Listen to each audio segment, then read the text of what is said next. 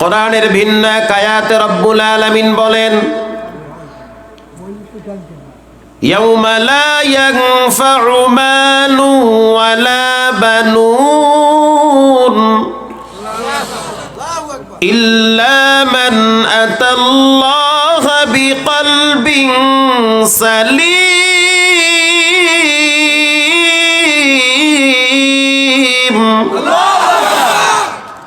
রব্বুল আলামিন বলেন, মাল কাজে আসবে না, সন্তান কাজে আসবে না।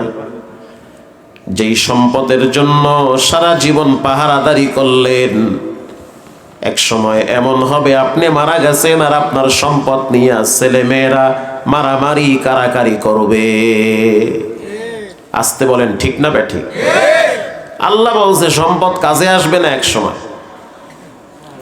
কাদের সম্পদ কাজে আসবে না? বলে যারা নামাজের টাইমে দোকানের শাটার লাগায় না। আজান হয়ে গেছে, ঘন্টার পর ঘন্টা চায়ের দোকানে টিভির সামনে সময় দেয়, অথচ রবকে মূল্যায়ন করে না।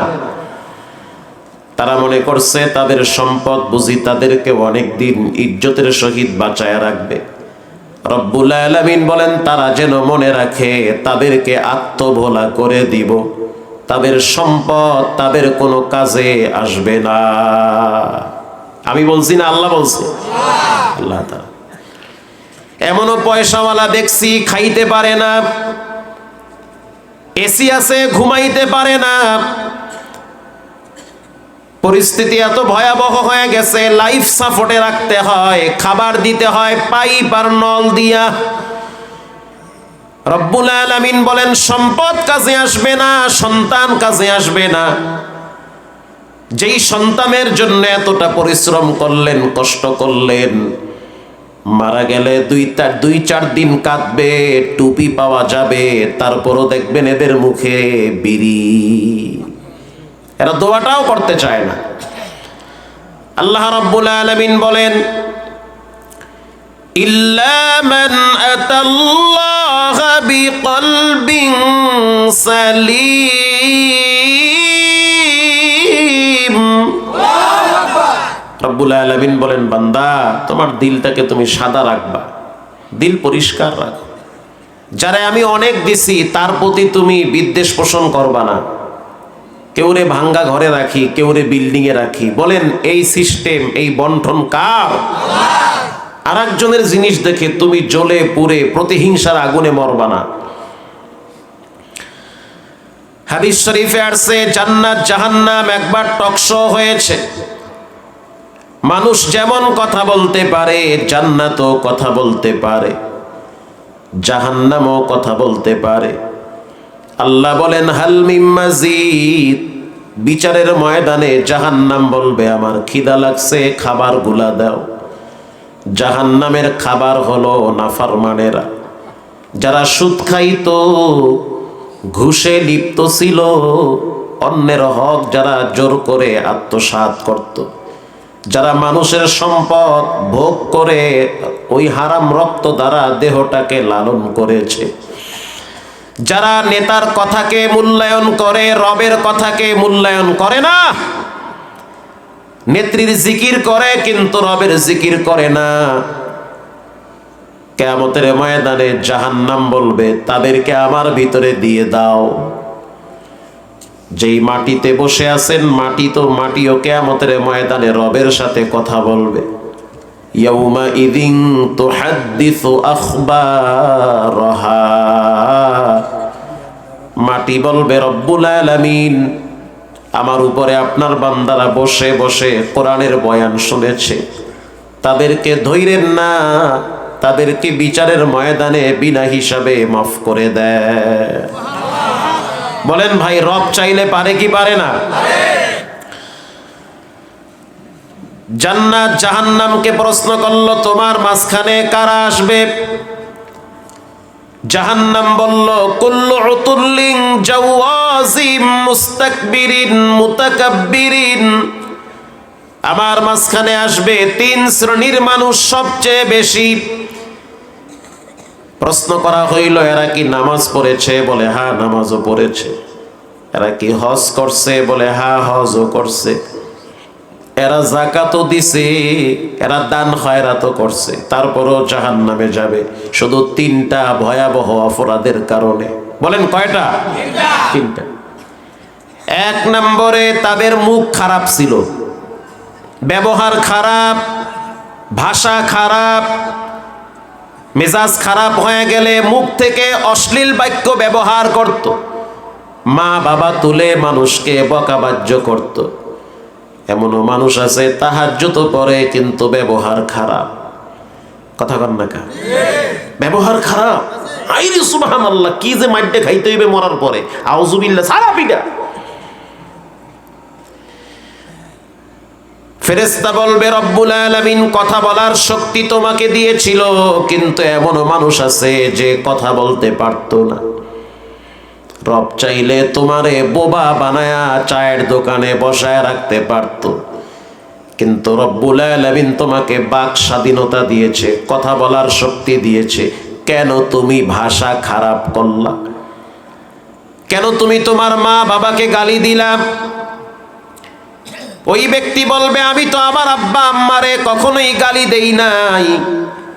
ফেরেশতা বলবে সাবধান, তুমি যখন আর একজনের মা বাবা তুলে গালি দাও, সেও তো তখন তোমার মা বাবা তুলে গালি দেয়। ঠিক না বেঠিক? তোমার মা বাবাকে গালি তো তুমি শুনাইলা, এত নামাজ পড়লা, হজ করলা, যাকাত দিলা, তাহাজ্জুদ পড়লা, কাজ হবে না। ব্যবহার খারাপ হওয়ার কারণে জাহান্নামে যেতে হবে। চাচা সাবধানে গাইলেন। ব্যবহার খারাপ করা যাবে না। আরে ব্যবহার খারাপ করলে তো ঘরের মানুষই সম্মান করে না। ওইটা পাগল, কথা কইস না। বউ কয় জামাই রে পাগল, পোলা মাইয়া কয় মাথায় সমস্যা আছে তো ডিফিট আছে, কথা কইও না। এটা কি সম্মান না বেইজ্জতি? অতএব গালাগালি বকাবাজ্য করা যাবে না। জাহান্নাম বলে 3 নম্বরে আমার, 2 নম্বরে আমার মাঝখানে আসবে যারা প্রচন্ড অহংকারী, নিজেকে বড় মনে করত, আর একজনকে তুচ্ছ তাচ্ছিল্য করত।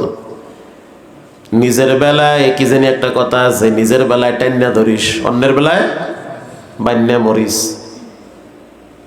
অর্থাৎ নিজেকে অনেক বড় ভাবে, আর একজনকে তুচ্ছ তাচ্ছিল্য করে। অহংকারের ব্যাখ্যা 2টা। 1 নম্বরে যারা মানুষকে ছোট চোখে দেখে, আমার সম্পদ আছে তার সম্পদ নাই, খয়রাতিও কিছু না। আরে খয়রাতি, এই যে একটা ভেস্কি মারলেন, এটা কেমনে মারলেন ভেস্কিটা? কয়দিন পড়তে এমন হইতে পারে যে আপনার মাইয়া পোলা হ্যার মাইয়া পোলার কাছে হাত পাততে। কি ভাই, পারে কি পারে না? খুব সাবধান, খুবই সাবধান। হযরত ওমর রাদিয়াল্লাহু তাআলা আনহু, নবীজির সাহাবী, আল্লাহর দরবারে চোখের পানি ছেড়ে দোয়া করত, আল্লাহুম্মা জাআলনি ফি আইনি সাগীরা ওয়া ফি আ'য়ুনিন নাসি কাবীরা।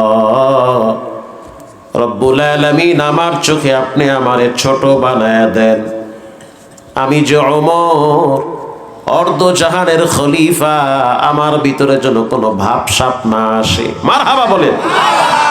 আমি হলাম জনগণের খাদেম, আমার শাসন আমলে একটা কুকুর যদি না খাইয়া মারা যায়, হিসাব ওমর কি দেওয়া লাগবে?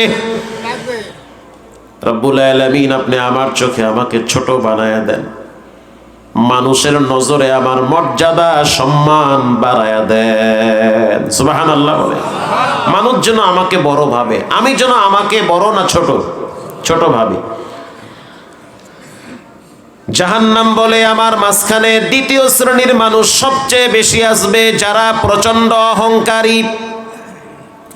অহংকারের ব্যাখ্যা 2টা। 1 নম্বরে যারা মানুষকে তুচ্ছ তাচ্ছিল্য করে। 2 নম্বরের ব্যাখ্যা হলো যারা কোরআনের আইনকে অস্বীকার করে। আল্লাহর জমিনে আল্লাহর আইন প্রতিষ্ঠিত হোক, আমরা চাই কি চাই না?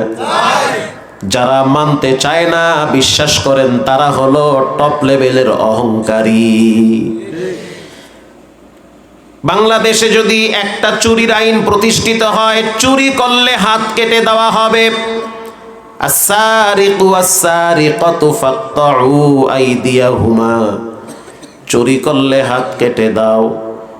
বাইতুল মুকাররমের সামনে যদি 5টা চোরের হাত কেটে দেওয়া হইতো, ঢাকায় বাড়ি আছে তারপরও চুরি করে, ফ্ল্যাট আছে তারপরও আরেকজনের হুন্ডা চুরি করে, এগো কি জুমা দিব না হাত কাটবো? মোবাইল নিজের আছে 2টা, এরপর আরেকজনেরটা চুরি করে। এরা কি অভাবের চোর না স্বভাবের চোর? এই স্বভাবের চোর গুলারে তো হাত কাটতে হইবে। এই আইন যদি প্রতিষ্ঠিত করা হয় তাহলে বাংলাদেশের বড় বড় নেতা এবং দুর্নীতিবাজদের হাত আগে কাটা যাবে। এমপি, মন্ত্রী, ডিআইজি, এসি, ডিসি, এসপি এগো হাত তো আগে যাইবে। এই জন্য তারা চায় না যে চুরি করলে হাত কাটা যাক, কারণ তাদের হাত সবার আগে কাটতে হবে। রাস্তার টাকা খাইয়া লাইছে। এই যে গোপালগঞ্জে ওয়াজে গেছি, এলাকার মেম্বার সাহেব কয়, হুজুর আমগো এলাকার বাথরুমও খাইয়া লাইছে নেতারা, মানে বাথরুম হেও খাইয়া লাইছে। সরকার দেশে 6টা, আমাকে দেশে 3টা, বাকি 3টা খাইয়া লাইছে বাথরুম। আরে ভাই বাথরুম খায় কেমনে? মানে বাথরুমের ইট চুরি করে খাইছে। এই চোর শেষর দেশে নাই। এই দেশ কেমনে উন্নত হইবে? 10টা চোরের যদি হাত কাটা যায়,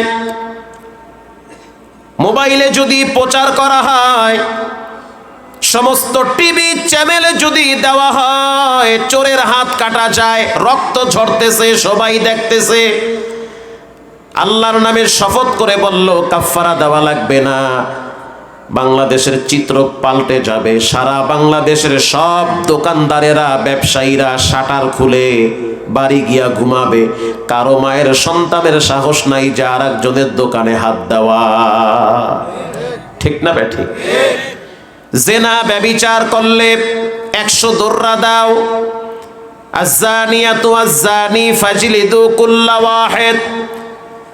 অবিবাহিত নারী, অবিবাহিত পুরুষ যদি জেনা করে, রবের আইন 100 বাটাম দাও। মারহাবা।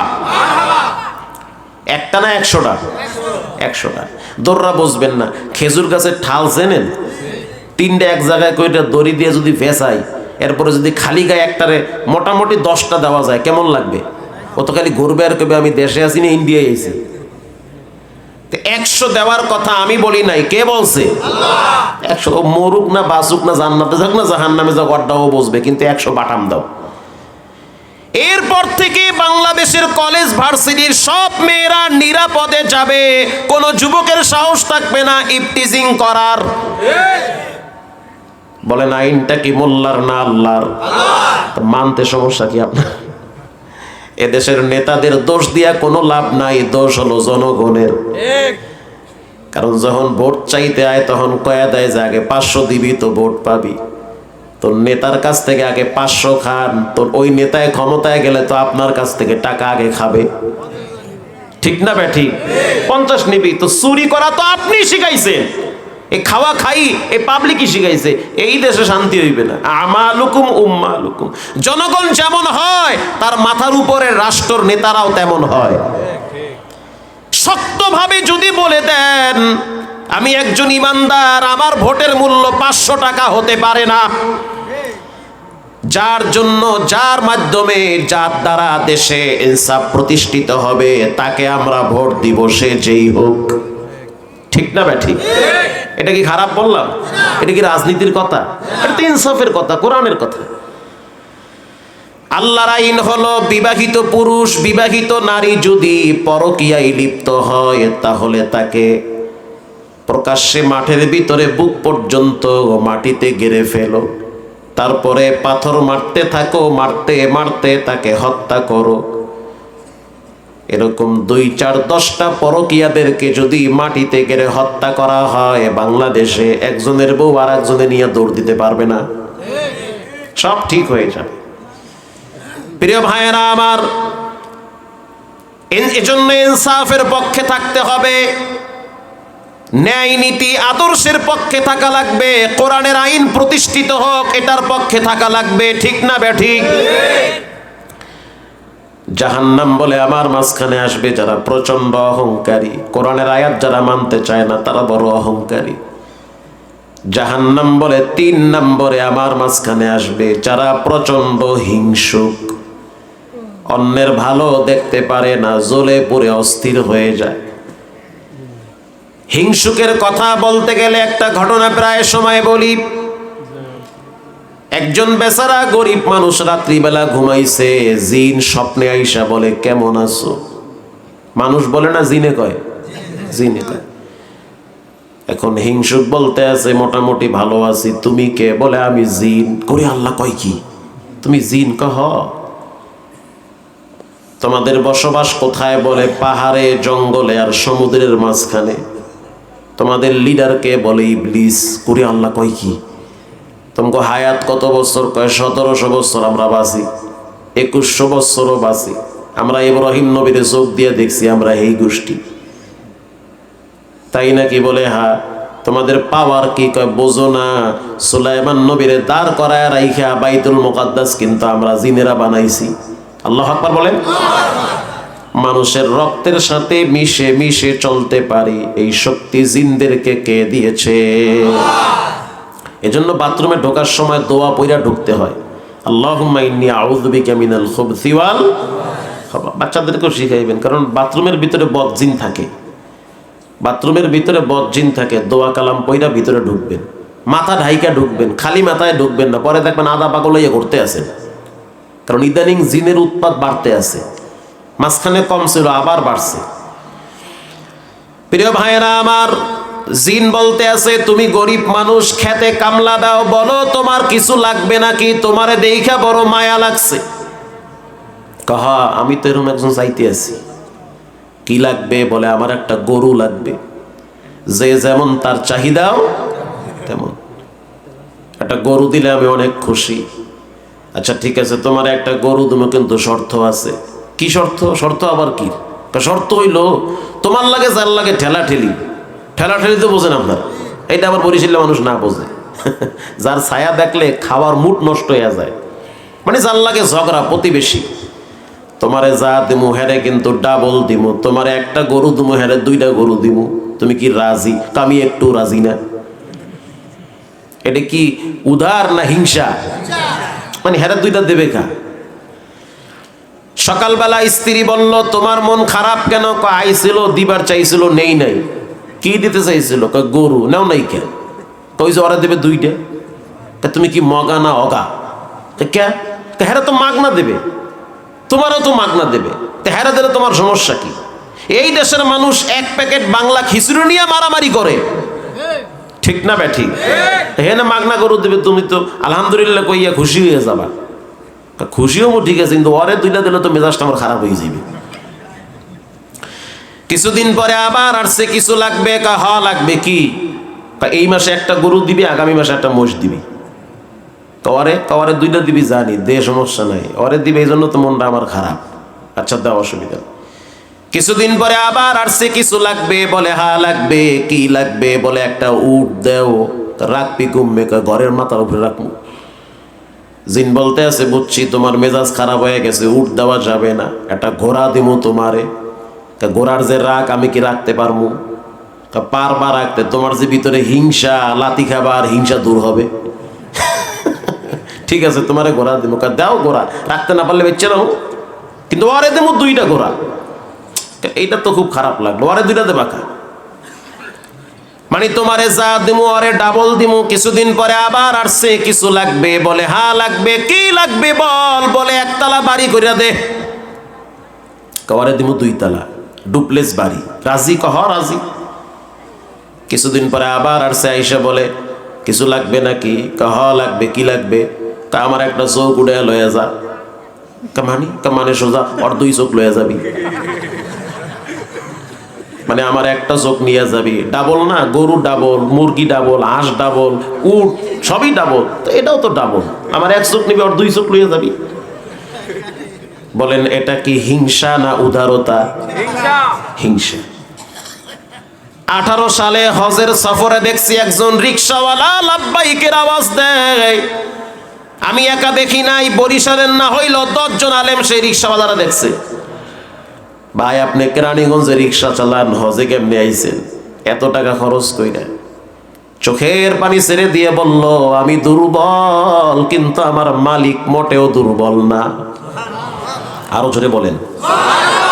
ভাই আমি দুর্বল, আমার রব কি দুর্বল? হে আনছে। এরপর আর কোনো কথা থাকে? আর একজনের খালি ঘোষাইতে আছে। ভাই তুমি কেমনে আইছো, টাকা পাইছো কই? মানে হিংসা ভিতরে ঢুকছে। ভাই মুই এত বছর সাধনা করে হজে আইতে পারলাম না, এই বছর ওই মাইয়ে জামাই আনছে হজে, তুমি আইলে কেমনে? কেমনে টাকা কেমনে জমা করছো? বোর স্বর্ণ কেন বেচে আইছো হজে? আমি ভাই ফাইজলামি জায়গা পান এত খোঁজান কা, কইছে না মাওলায় আনছে। তার মানে বুঝলাম ভিতরে রোগ আছে না নাই? হিংসুকরা সিজদা দিলে সিজদা কবুল হয় না। হিংসার রোগ দূর করেন, তা না হলে লাব্বাইকের আওয়াজও কবুল হবে না। মানুষের প্রতি উদার হয়ে যান, দোয়া করেন। যাকে আল্লাহ ভালো রাখছে, রব তাকে ভালো রেখেছে, আপনার কেন জ্বলবে? বরং দোয়া করেন মালিক তারে আরো ভালো রাখেন। এই দোয়াটা আপনার জীবনেও এক সময় কাজে লেগে যাবে। আপনি দোয়া করেন তার। জাহান্নাম এবার জান্নাতকে বলে, তোমার মাঝখানে কারা আসবে বেশি বলো? জান্নাত বলে, আমার মাঝখানে আসবে যারা সহজ সরল মানুষ, তারা আমার মাঝখানে সবচেয়ে বেশি আসবে। সহজ সরল মানুষ। ইল্লা মান আতাল্লাহ বিকলবিন সালিম।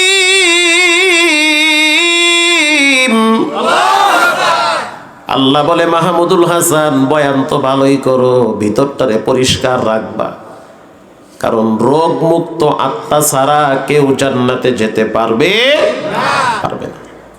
একজন সাহাবী রমজান, এটা হাদিস বুখারীতে আসছে, একজন সাহাবী রমজান মাসে আইসা বলে, হুজুর আমি তো একটা মারাত্মক ঘটনা ঘটাই ফেলাইছি। কি ঘটনা ঘটাইছি? বলতেও শরম লাগে আপনারে, আল্লাহ আল্লাহ কানে কানে কইতে হবে, সবার সামনে কইলে ইজ্জতের ব্যাপার। নবীজি সবাইরে সরাইয়া দিয়া বলতেছে, বলো এবার কি বলবা? এটা হাদিস বানোয়াট না। সাহাবী বলতে আছে, হুজুর আমি তো সহজ সরল মানুষ, আপনি জানেন না? কাহা জানি। মানে আসলেই সহজ সরল লোকটা সাহাবী, উটেরে পানি খাওয়াইতো। আল্লাহর নবীর কাছে বলে, হুজুর স্ত্রীর সাথে দিনের বেলায় যেটা করলে রোজা নষ্ট হয় ওটা কইরা ফেলাইছি। কি বাঙ্গাইয়া মোর কওয়া লাগবে? ও আচ্ছা আচ্ছা। আল্লাহর হাবিব বলল, এখন কি করতে হবে? তুমি জানো না একটা রোজা নষ্ট করলে কি পরিমাণ শাস্তি হয়? তা হুজুর আমি জানি, কিন্তু কইরা ফেলাইছে, এখন আমি যাব কোথায়? ভয় লাগতেছে, না জানি কোন সময় আজরাইল আমার কণ্ঠ চেপে ধরে। ভয়েতে আমি ঘুমাইতেও পারি না, হাঁটতেও পারি না, ভয়। অতএব আমাকে যেভাবেই হোক আল্লাহর কাছ থেকে মাফ করায়া জান্নাতি বানাইতে হবে। আমি মাপ চাই আল্লাহর কাছে। আল্লাহ যে আমারে মাফ করবে কিনা এটা তো আমি জানি না, আপনি রাসূল জানেন। আপনার কাছে জিবরাইল রাতেও আসে, দিনেও আসে। আল্লাহরে বলেন যেন আল্লাহ আমারে মাফ করে দেয়। সহজ সরল মানুষ না ভাই? আল্লাহরে বলেন আল্লাহ যেন আমারে মাফ করে দেয়। আল্লাহর হাবিব বলল, একটা কাজ করো, একটা ভাঙলে 60টা রাখা লাগবে, রাখো তুমি 60টা রোজা। হুজুর আমি গরিব মানুষ না, আপনি জানেন না, আমি পারবো, এটা আমার দ্বারা সম্ভব? আমি 60টা রাখতে পারবো না। কেমন সোজা সোজা চিন্তা করছেন, 60টা আমার দ্বারা রাখা সম্ভব না, আমি পারবো না, মাফ করে দেন। যেমনি হোক আমারে মাফ করার ব্যবস্থা করেন। মানে টাহাও 12টা, মাইয়াও যায় 12টা। আল্লাহর হাবিব বলল, 60টা রাখতে পারবা না, তাহলে একটা কাজ করো, একটা গোলাম আজাদ করে দাও। এটাই শরীয়ত, এটাই আল্লাহর বিধান। কয়টা গোলাম? একটা আজাদ করো। ওগো আল্লাহর হাবিব, আপনি তো জানেন আমি মানুষের বাড়ি কাম করি, আমার আবার গোলাম আছে নাকি? আমি তো গরিব মানুষ, আমার দ্বারা সম্ভব না, কোনো গোলাম টোলাম আমি আজাদ করতে পারুম না, কিন্তু আমার মাফ লাগবে।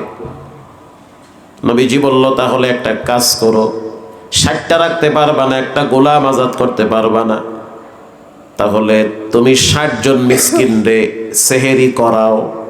কয়জন? বাস আল্লাহ তাআলা মাফ করে দিবে, যাও। হুজুর আমি গরিব, আমি নিজেই তো মিসকিন, আবার কারে খাওয়ামু? আল্লাহু আকবার বলে। মানে নবী যাই বলে, হে খালি আমি কিছুই পারবো না, কিন্তু আমার মাফ লাগবে। নাম নইলে কি কইতেন, তো তোর এমন ফিলে দিব আউযুবিল্লাহ ছুটেই গেলাম। ঠিক না ভাই? ঠিক। কিছুই পারবা না, আবার কও মাফ লাগবে।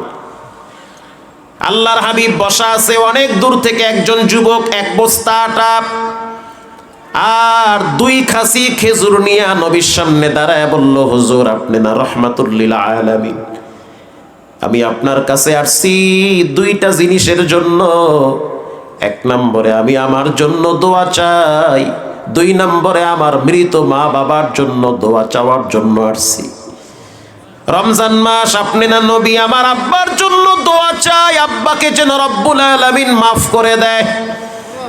আমার মায়ের জন্য দোয়া চাই, যেই মায়ের পেটে আমি লম্বা টাইম ছিলাম, বড় কষ্ট দিছি। আপনি রহমাতুল্লিল আলামিন দোয়া করলে হয়তো মা বাবাকে আল্লাহ মাফ করে দিবে। এই নেন খেজুর, এই নেন আটা, এটা আপনার জন্য হাদিয়া। আল্লাহর হাবিব ওই সাহাবীরে বলল, যাও, আমি আমার ভাগেরটা তোমারে হাদিয়া দিলাম। জোরে বলেন তুমি খুশি? হুজুর আমি অনেক খুশি, এত সুন্দর খাওন, আমি কি খুশি না হইয়া পারি? এক বস্তা আটা, আবার 2 খাসি খেজুর। আল্লাহর হাবিব বলল, একটা কাজ করো, রোজার গুনাহ তো মাফ করাইতে হবে, রোজা যে নষ্ট করলা, এই খেজুরের গাঁটটি আর আটার গাঁটটি 60 জন মিসকিন রে খাওয়াও, তাহলেই রোজার কাফারা হয়ে যাবে। এই সাহাবী আটার বস্তা মাথায় নিল, 2 গাঁটটি খেজুর হাতে নিয়ে মদিনার 2টা গলি চক্কর মাইরা আবার নিয়ে আইসা বলে, এগুলা আমার লাগবে। আমি দেখলাম আমি বড় মিসকিন, আমার চোখে মনে হইল আমার চেয়ে বড় মিসকিন কেউ নাই। এত সুন্দর খেজুর খাইতে অনেক মজা লাগবে, এটি আমার লাগবে। এ আটাও আমার লাগবে, এটি পাইলে আমার বউ বাচ্চা অনেক খুশি হয়ে যাইবে। হুজুর আমারে মাফের ব্যবস্থা করেন, আমি এটি বাড়ি লয়ে যাই। আল্লাহু আকবার বলেন। নবীজি হাইসা দিছে, কোন পাগল। আল্লাহর নবী যখন হেসে দিল, তখন সাহাবী বলল, হুজুর আমি বুঝছি, আমার বিচারটা নরমাল হয়ে গেছে। আল্লাহু আকবার বলে। আল্লাহ রাব্বুল আলামিন বলে, নবী জানায়া দেন, বড় সহজ সরল মানুষ, আমি তাকে মাফ করে দিয়েছি। সহজ সরল মানুষ, তারা মাফ করে। আল্লাহর নবী রাষ্ট্রীয় কাজে ব্যস্ত। একজন সাহাবী দূর থেকে আসছে, উট দুম্বা দাঁড় করায় রাইখা নবীরা দেখছে হাঁটতেছে, দৌড়ায় আসছে। আইসা দেখে হের মাথার উপরে ছায়া নাই, কিন্তু নবী মরুভূমিতে হাঁটে, নবীর মাথার উপরে মেঘের খণ্ড এসে ছায়া দেয়। যাবি দূর থেকে ভাবতেছে যে কি জিগামু আর কি কমু, যা যা আছে কপালে যায় কিছু জিগাই। কাছে আইসা বলে, হুজুর কিয়ামত কবে হবে? এটা কোনো কথা? কারণ আপনি আমার যদি হঠাৎ জিজ্ঞেন, হুজুর আপনার হৌরের নাম কি, এটা হইল? আপনি আমার লোক গল্প করবেন, সালাম বিনিময় হবে, কই থাকেন, বাড়ি গাড়ি কোথায়, কি সমস্যা, তারপরে একটা পর্যায়ে গিয়ে কইবেন বিয়ে করছেন কুম্মে, হরু বাড়ি কেডা। হঠাৎ যদি কন আপনার হরু বাড়ি কুম্মে, আমি কি কমবো তখন? কম 2 কাপ চা খাইয়া দেখা করেন, ঠিক না বে ঠিক? সাহাবী সহজ সরল মানুষ বলল, হুজুর মাতাসা, কিয়ামত কবে হবে? ভাইরা বাবারা, সহজ সরল হন, খুব বেশি বুঝছেন না। দ্বীনের ক্ষেত্রে, আল্লাহর ক্ষেত্রে, নবীর ক্ষেত্রে, ইসলামের ক্ষেত্রে শক্ত হওয়া যাবে না, নরম হতে হবে, ঠিক না বে ঠিক? নরম হয়ে যাও। যারা নামাজ পড়ে তাদেরকে ভালোবাসবে, যারা কোরআন ভালোবাসে আমরাও তাদেরকে ভালোবাসি, যারা আল্লাহর জিকির ভালোবাসে আমরা তাদেরকে ভালোবাসি, যারা জমিনে কোরআনের আইন প্রতিষ্ঠা করার জন্য চেষ্টা করে আমরা আল্লাহর জন্য ভালোবাসি। আসতে বলবেন না, জোরে বলেন। মানে হাব্বালিল্লাহ, আমি আপনাকে ভালোবাসবো কার জন্য? আল্লাহর জন্য। আপনার সাথে আমার দুশ্মনী হবে, তাও কার জন্য? আল্লাহর জন্য। ব্যক্তি কেন্দ্রিক কোনো দুশ্মন নাই, সব আল্লাহর জন্য হবে। গ্রামের মানুষ অত হার্ড লাইনে গেলে আপনারা ওয়াজ বুঝবেন না, এজন্য সহজ সরল ওই মাটির ওয়াজ করতে আসি। সাহাবী বলল, মাতাসা, কিয়ামত কবে হবে? হুজুরের রাগ উঠতে গেছে, তারপরও নবী তো রহমাতুল্লিল আলামিন না, অনেক দয়ার সাগর না, হুজুর রাগ দেখায় নাই। আল্লাহর হাবিব বলল, কিয়ামতের জন্য তুমি কি প্রস্তুতি গ্রহণ করলা? সাহাবী চোখের পানি ছেড়ে দিয়ে বলল, হুজুর আমি তো গরিব মানুষ, আমি তো গরিব মানুষ, তবে আমার একটা পুঁজি আছে, ইন্নী উহিব্বুল্লাহ ওয়া রাসূলা, আমি আল্লাহ এবং তার রাসূলকে সবচেয়ে বেশি ভালোবাসি। সুবহানাল্লাহ। নবীজি বলল, আল মারউ মা'a মান আহাব্বা, যার সাথে যার মহব্বত তার সাথে তার কিয়ামত। এই পুঁজিটাই তোমার বিচারের ময়দানে জান্নাত পর্যন্ত পৌঁছায়া দিবে। সুবহানাল্লাহ।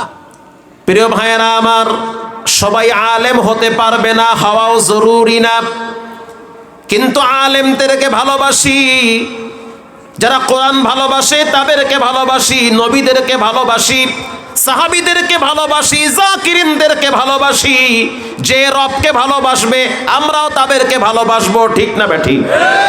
হুজুর আমার একটাই বুঝি, ইন্নী উহিব্বুল্লাহ ওয়া রাসূলা, আমি আল্লাহ এবং তার রাসূলকে ভালোবাসি।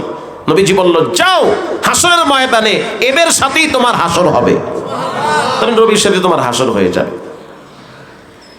এজন্য রব্বুল আলামিন বলেন, জান্নাতে তারাই যাবে যারা সহজ সরল মানুষ। মারহাবা বলেন।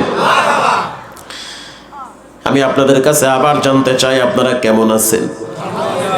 আলহামদুলিল্লাহ।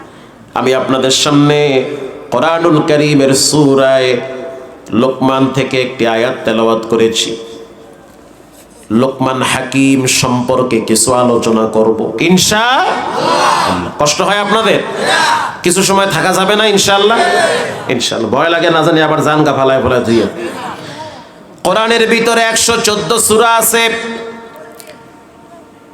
ধারাবাহিকভাবে প্রথম সূরার নাম হলো সূরা ফাতিহা। ফাতিহা মানে ওপেন করা, স্টার্ট করা, চালু করা। 30 পারা কোরআনে যা আছে সূরা ফাতিহার ভিতরে তাই আছে। এই সূরাটার 100 নাম আছে। একটা নাম হলো সূরাতুশ শিফা, আর একটা নাম হলো উম্মুল কোরআন। কোরআনের মা হলো সূরা ফাতিহা।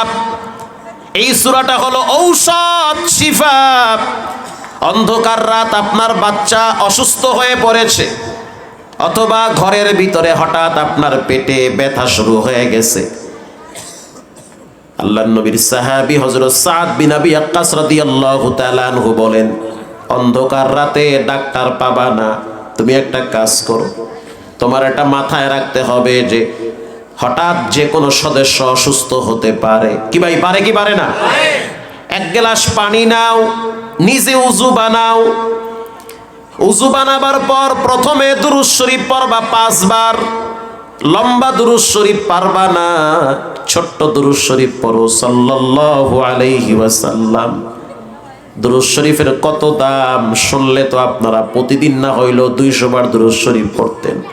দুরূদ শরীফের এত পাওয়ার, একবার পড়লে 10টা নেকি জমা হয়ে যায়, 10টা গুনাহ মাফ হয়, 10 গুণ মর্যাদা সম্মান আল্লাহ বাড়ায় দেয়। যারা দুরূদ শরীফ পড়ে তাদের বাচ্চারা তাদেরকে সম্মান করে, যারা দুরূদ শরীফ পড়ে তাদের রিজিককে আল্লাহ সম্মানের সহিত বাড়ায় দেয়। নবীজির সাহাবী বলল, 5 বার দুরূদ শরীফ পড়ো। পড়ার পর সূরা ফাতিহাটা আউযুবিল্লাহ বিসমিল্লাহ পড়ে 7 বার পড়ো। বলেন কয়বার? 7 বার পরে পানিতে ফু লাগাও। যে অসুস্থ তারে খাওয়ায়া দাও। খাওয়ানোর সাথে সাথে সে বুঝতে পারবে রব্বুল আলামিন সূরাটার বরকতে তার ব্যথা সহনীয় করে দিয়েছে। মানে ব্যথা বাড়বে না, কমতে থাকবে। স্ত্রী অসুস্থ, গর্ভবতী, প্রেগনেন্ট, পেট বড় হয়ে যাচ্ছে। বাচ্চা পেটের ভিতরে যত বড় হয়, হাত পা শক্ত হয়, পা দিয়া লাথি দেয়, মা ঘুমাইতে পারে না। আল্লাহর নবী বলেন, অসুস্থ হয়ে গেলে পানির ভিতরে ফাতিহা পয়রা খাওয়ায়া দাও। প্রেগনেন্ট অসুস্থ স্ত্রীও দেখবা সুস্থ হয়ে গেছে, ব্যথা কমে যাবে। এরকম একটি সূরা, সূরার নাম হলো সূরা ইখলাস। ইখলাসি কি আমালি জান্নাতি কি হামরা, পরহেজ কি মাকাসিদ হে জো তাকওয়া সে হাসিল মান, পরহেজ কি মাকাসিদ হে জো তাকওয়া সে হাসিল মান। ইখলাস সূরার এত দাম, দুনিয়ায় চলতে যেমন টাকার গরম লাগে, টাকা নাই তো ঘরেও মূল্যায়ন নাই। টাকা আছে, দোকানে বসলে দেখবেন সবাই আপনাকে বারবার জিজ্ঞেস করবে, ভাই কেমন আছে? আপনারে বলে না, বরং টাকারে বলে। দূরের মানুষ টেলিফোন করে বলবে, ভাই কেমন আছেন? যাদেরকে আপনি চিনেন না, এত পরিচয় দেয় তারপরও চিনেন না, পেছায় গেছে দূরের আত্মীয়, তারপরও 13 বার ফোন দিয়া খবর নেয়। আপনার খবর নেয় না, বরং আপনার অবস্থানকে খবর নেয়, আপনার টাকার খবর নেয়। আর যেদিন টাকা থাকবে না, সেদিন বুঝবেন কারা আপন আর কারা পর। টাকা না থাকলে ঘরের মানুষগুলাও চেহারা অন্ধকার করে। বাচ্চারে দামি আইসক্রিম দিবেন, খুব খুশি, বাবার গলা জড়ায় ধইরা কপালে চুমা দেয়। একদিন যদি বাচ্চারে 5 টাকা দামের আইসক্রিম দেন, বাচ্চা ফালায় দিয়া বলবে আব্বু পচা। কথা কন না কেন? ওরে 100 টাকা দামের আইসক্রিম খাওয়াইছেন, খুশি, 5 টাকা দামের আইসক্রিম দিয়েছেন, ওর স্বার্থে আঘাত লাগছে। মুহূর্তের ভিতরে বলে আব্বু পচা, তুমি দামি আইসক্রিম কেন আনো নাই? দুনিয়াটা স্বার্থপর। যেই সন্তান টাকা বেশি কামায়, মা বাবা ওই সন্তানের বাচ্চা বেশি কোলে নেয়। জানি না কি হয়, তবে এমনও কথা শুনি, যেই ছেলেটা টাকা বেশি কামায়, মা ওই নাতিরে কোলে বেশি নেয়। যেই ছেলেটা টাকা পয়সা কম, দুর্বল, ওর বাচ্চারে মা বাবাও কোলে নিতে চায় না, মানে দাদা দাদি কোলে নিতে চায় না। যেই মেয়েটা ভালো জায়গায় বিয়া হয়, স্বামীর টাকা আছে, শাশুড়ি বারবার জামাইয়ের খবর নেয়। আর যেই জামাইটা কৃষক, খেতে কাজ করে, টাকা নাই, শাশুড়ি বারবার খবর নেয় না। এটাই দুনিয়া। দিবেন খাওয়াবেন সবাই খুশি, দিবেন না খাওয়াবেন না সবাই বেজার। আল্লামা জালালউদ্দিন সৈয়দী বলেন, যতদিন অর্থ আছে পিঁপড়ার মতো মানুষ চতুর্দিকে ঘুরবে। এই গত 3 জুমায় আগে এক ভদ্রলোক আর রিটায়ার্ড পারসন, তার অ্যাকাউন্টে গত বছর টাকা ছিল প্রায় 51 লক্ষ। কত লাখ? 51 লাখ। Retired person. তো যখন টাকা ছিল ওই সময় একবার দেখা করছে আমার সাথে। উনি নামাজ পড়ে 4 তলার উপরে, জুমার নামাজ। তো দেখা করতে এসে বলে, হুজুর দোয়া কইরেন, আমি খুব ভালো আছি, আমার ছেলেমেয়েরা অনেক কথা শুনে। ঢাকার কথা এটা, অনেক কথা শুনে। আমি বললাম মাশাল্লাহ, কি করেন? বলে আগে সরকারি চাকরি করতাম, এখন রিটায়ার্ড হয়েছি, টাকা পয়সা ব্যাংকে জমা আছে। কার নামে আছে? আমার নামেই আছে। মাশাল্লাহ, খুব ভালো, দোয়া চাই আমি। গত 3 জুমা আগে আইসা বলে, হুজুর মন খুব খারাপ, ভিতরে অনেক কষ্ট, কি লাগবে বলেন? কয়েকটা তাবিজ দেন। কেন তাবিজ? ছেলেমেয়েরা আগের মতো এখন আর মূল্যায়ন করে না।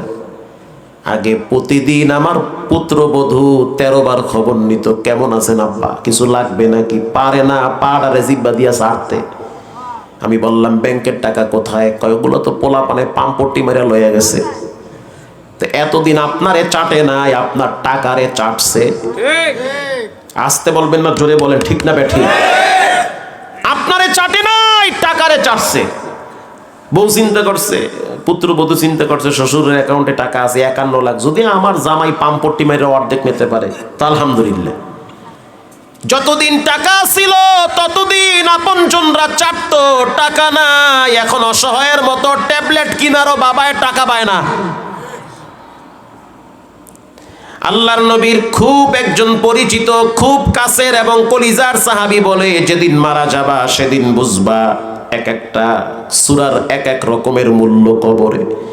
নবীজি বলেন, কেউ যদি মান ক্বারাআ কুল হুয়াল্লাহু আহাদ একবার সূরা ইখলাস পড়ে, তার আমলনামায় 10 পারা কোরআনের নেকি জমা হয়ে যায়। বাবা কিচ্ছু পারেন না তো প্রতিদিন 3 বার সূরা ইখলাস পড়েন, 30 পারার নেকি জমা হয়ে যাবে। এটা একটা গোপন অ্যাকাউন্ট, এটা কি পৃথিবীর কেউ দেখবে না। চুপচাপ পড়তে থাকেন, শোয়ার সময় 3 বার ইখলাস পড়েন। এক সময় দেখবেন আপনি একা কবরে, আপনার পাশে কেউ নাই, ওই সময় এই সূরাগুলা কাজে লাগবে, ঠিক না বেঠিক? এটা গোপন পার্সোনাল অ্যাকাউন্ট, ওখানে কেউ হাত দিবে না, কেউ দেখবেও না ওখানে কি জমা আছে। আল্লাহর নবী বলেন, ধনী মানুষের বড় বড় বিল্ডিং দেখলে মনে কষ্ট নিবা না, গোপনে যদি জিহ্বা নাড়াইয়া সূরা ইখলাস 10 বার পড়তে পারো, আল্লাহর ওয়াদা আছে তার জন্য জান্নাতে একটা স্বর্ণের বিল্ডিং তৈরি হয়ে যাবে। বলার উদ্দেশ্য হলো, একটা মানুষ হইলেও যেন প্রতিদিন 10 বার সূরা ইখলাস পড়ে। 10 বার পড়তে সময় লাগে 3 মিনিট। বলেন কয় মিনিট? 3 মিনিটে 10 বার পড়া যায়। এরকম একটি সূরা আছে, সূরার নাম হলো সূরা জিলজাল। ইদা জুলজিলাতিল আরদু জিলজালাহা, এটা কিয়ামতের সূরা। যখন প্রকম্পিত হবে গোটা পৃথিবী, ওয়া আখরাজাতিল আরদু আথকালাহা, যখন মাটির নিচের বোঝাগুলারে সব উপরে উঠানো হবে। মাটির নিচের বোঝা হলো মানুষ। বলেন, মাটির নিচের বোঝা কি?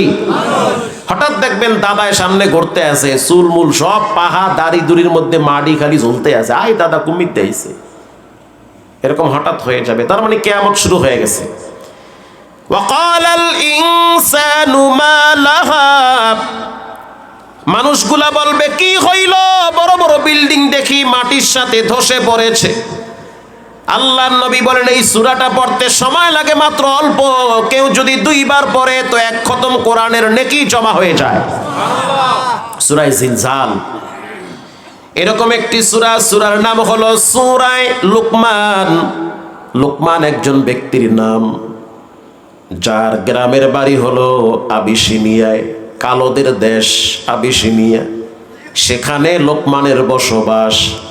পৃথিবীর ইতিহাসে 3 জন কালো মানুষকে আল্লাহ সম্মানিত করেছেন, এর ভিতরে অন্যতম একজন ব্যক্তির নাম হলো লোকমান, আর একজন কালো মানুষের নাম হলো মাহজা।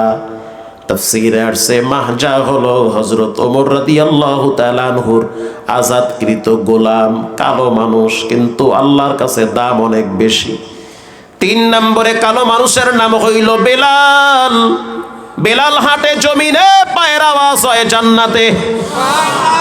নবীজি বলল, বেলাল জান্নাত সফর করলাম, তোমার পায়ের জুতা খরমের আওয়াজ আমি জান্নাতে পাইলাম। কারণ কি আমল করো, কোন আমলের বরকতে রব্বুল আলামিন রে ভাও কইরা ফেলাইছো? বেলাল বলে, হুজুর তেমন কোনো আমল নাই, তবে 2টা গোপন আমল আছে। 1 নম্বরে যখন আমার উযু চলে যায় আমি আর দেরি করি না, আমি দ্রুত উযু বানাই।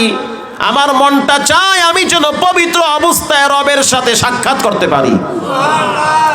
2 নম্বরে যখন আমি উযু বানাই দেরি করি না, 2 রাকাত তাহিয়াতুল উযু সালাত আদায় করি। বান্দা যত সিজদা দিবে রবের নিকট তত চলে যাবে। নবীজি বলল, বেলাল দুনিয়ার মানুষ তোমারে বলে গোলাম, আসলে তুমি প্রকৃত আসল আল্লাহর গোলাম। আর যেই রবের গোলাম, ওই রব তোমার পায়ের আওয়াজ জান্নাতের খুঁটিতে খুঁটিতে লাগায়া দিছে। আল্লাহু আকবার বলেন। লোকমান হাকিম দামি একজন মানুষ। কোরআন নাজিল হওয়ার 3000 বছর আগে লোকমান দুনিয়াতে আসছে। মারহাবা বলে। এই লোকমান হাকিম কালো মানুষ, বেটো মানুষ, চেহারা সুন্দর না। শুধু সুন্দরই না, এত কালোর কালো যে বাতি তার সামনে দুর্বল হয়ে যেত। হাজার হাজার মানুষ নিয়ে বয়ান করে, পিছন থেকে একজন যুবক দাঁড়ায় বলল, লোকমান নামটা তো মাশাআল্লাহ অনেক সুন্দর, কিন্তু আপনি এত চমৎকার বয়ান করেন, শুনতে তো ভালোই লাগে। আমি আপনার কাছ থেকে একটা বিষয় জানতে চাই। বিষয়টা হলো, আজ থেকে 20 বছর আগে আমার সাথে পাহাড়ের পাদুদেশে বকরি চড়াইতো আপনার মতো একজন ব্যক্তি, দেখতে কালো মানুষ, চেহারা সুন্দর না, অথচ আজ দেখি হাজার হাজার মানুষের সামনে বয়ান করেন। আপনি যে ওই ব্যক্তি আমি কেমনে বলি, আপনি তো সম্মানের চেহারে বসা। লোকমান হাকিম অশ্রুসিক্ত নয়নে বলল, তুমি ঠিক কথা বলেছ, এটা আমার ক্রেডিট না, এটা আমার রবের দয়া। রব্বুল আলামিন আমারে রাখালগিরির থেকে আলাদা করে রব্বুল আলামিন আমাকে ইলমের নূর দান করেছে, যেই ইলমের কারণে হাজার হাজার মানুষ আমার নসিহত শুনে, বয়ান শুনে। আল্লাহু আকবার বলেন। ওই ব্যক্তি প্রশ্ন করল, লোকমান এমন কি গুণ আছে যেই গুণের কারণে মানুষ তোমারে সম্মান করে? বলে 3টা গুণ। 1 নম্বরে, মা ইয়ালফিদু মিন কাউলিন ইল্লা লাদাইহি রাকিবুন আতীদ। বান্দা কথা বলার আগে সাবধানে বলবা, যেই কথাটাই বলো রেকর্ড হয়, ভিডিও হয়, অডিও হয়। এমন কথা বলবা না যেই কথা বললে তোমার ঈমান নষ্ট হয়ে যায়। লোকমান হাকিম বলেন, আমি অনার্থক কথা বলি না। মারহাবা বলেন। আমি অনার্থক কথা বলি না। 2 নম্বরে, আমি আমার চোখ হেফাজত করি, চোখ দিয়ে খারাপ জিনিস দেখি না। 3 নম্বরে, ইন্নী আখাফুল্লাহ, অন্ধকার রাতে যদি আমি একাও থাকি তখন মনে করি আমার রব আমারে দেখতেছে, এজন্য আমি মনের ভুলেও গুনাহের দিকে হাত বাড়াই না। আল্লাহু আকবার বলেন। গোপন পাপ গোপন ভাবে মানুষকে ধ্বংস করে, গোপন আমল গোপন ভাবে মানুষের মর্যাদা বাড়ায় দেয়। কথায় কথা চলে আসে, বলে ফেলি, কষ্ট হয়। সুলাইমান পয়গম্বর বয়ান করে, তাফসিরে ইবনে কাসিরে আসছে, মজার একটা, আল বিদায়া ওয়ান নিহায়াতে আসছে। সুলাইমান নবী বয়ান করতেছে, সুলাইমান নবীর সাথে আজরাইলের খুব ভালো একটা সম্পর্ক। সুলাইমান নবী যখন বয়ান করত, আজরাইল আইসা সুলাইমান নবীর পাশে বসে তার বয়ান শুনতো। সুলাইমান নবী যখন বয়ান করত, জিন আইসা তার মজমায় বসে বয়ান শুনতো। সুলাইমান নবী যখন বয়ান করত, পিঁপড়া আইসা তার বয়ান শুনতো। বাঘ ভাল্লুক সুলাইমানের বয়ান শুনতো। জংলার ভিতরে একটা শিয়াল যদি ডাক দিত, শিয়ালের ভাষাটাও সুলাইমান নবী বুঝতে পারত। সুলাইমান পয়গম্বর বয়ান করেন, আজরাইল পাশে এসে বসে বলল। কিছুক্ষণ পর সুলাইমান পয়গম্বর প্রশ্ন করলো, ভাই আজরাইল, আপনি কেন আসছেন? আপনার আজকে কাজ কি? বলে, আমি একজনকে নেওয়ার জন্য চলে আসছি, আল্লাহর অর্ডার হয়ে গেছে। কাকে নেওয়ার জন্য আসছে? আপনার সামনে একজন যুবক বসা, চেহারা সুন্দর, আল্লাহর অর্ডার হয়ে গেছে তাকে নেওয়ার জন্য, এজন্য আসছি নিতে। কখন নিয়ে যাবেন? বলে, আপনার মজমা শেষ হওয়ার আগেই তার জান কবজ হয়ে যাবে। বান্দা ভাবে একটা, হয়ে যায় আর একটা। গত সপ্তাহে না হইলো 21 জন মানুষ গাড়ি অ্যাক্সিডেন্টে মারা গেছে। আরে কুমিল্লা রোডে তো 11 জন মরছে এক রাতে। এমনও যুবক মারা গেছে যার কানে হেডফোন লাগানো ছিল, অথচ মোবাইল ছিটকে ধান খেতে চলে গেছে ফজরের টাইমে। মোবাইলে গান চলতেছে, কানে হেডফোন লাগানো আছে। ইলেটগঞ্জের কথা, কুমিল্লা, গান চলতেছে, কানে হেডফোন লাগানো, ঘুমাইতেছে, টের পায় নাই। পিছন থেকে ট্রাক আইসা জোরে ধাক্কা মারছে, এক ধাক্কাই জায়গায় ইন্নানিল্লাহ। বান্দা ভাবে একটা, হয় আর একটা। বলেন, সব ক্ষমতার মালিককে। সুলাইমান পয়গম্বর বলতে আছে, আমি তাকায়া দেখলাম যুবকটা সামনের থেকে উইঠা পিছনে চলে গেল। যখন পিছনে চলে গেল, আজরাইল দেখলাম তার পিছনে পিছনে অনেক দূর চলে গেল। আমি মনে করছি যুবক বুঝি মারা গেছে। ঘন্টা খানেক পর তাকায়া দেখলাম মরে নাই, পায়ে হাইটা আবার আমার সামনে এসে বসে পড়ছে। আজরাইল এসে বসলো।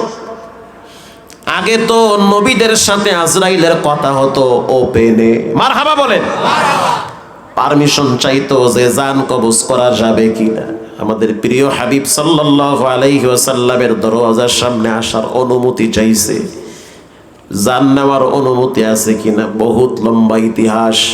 সুলাইমান পয়গম্বর প্রশ্ন করলো, জান কবজ করবা, করলা না কিসের জন্য?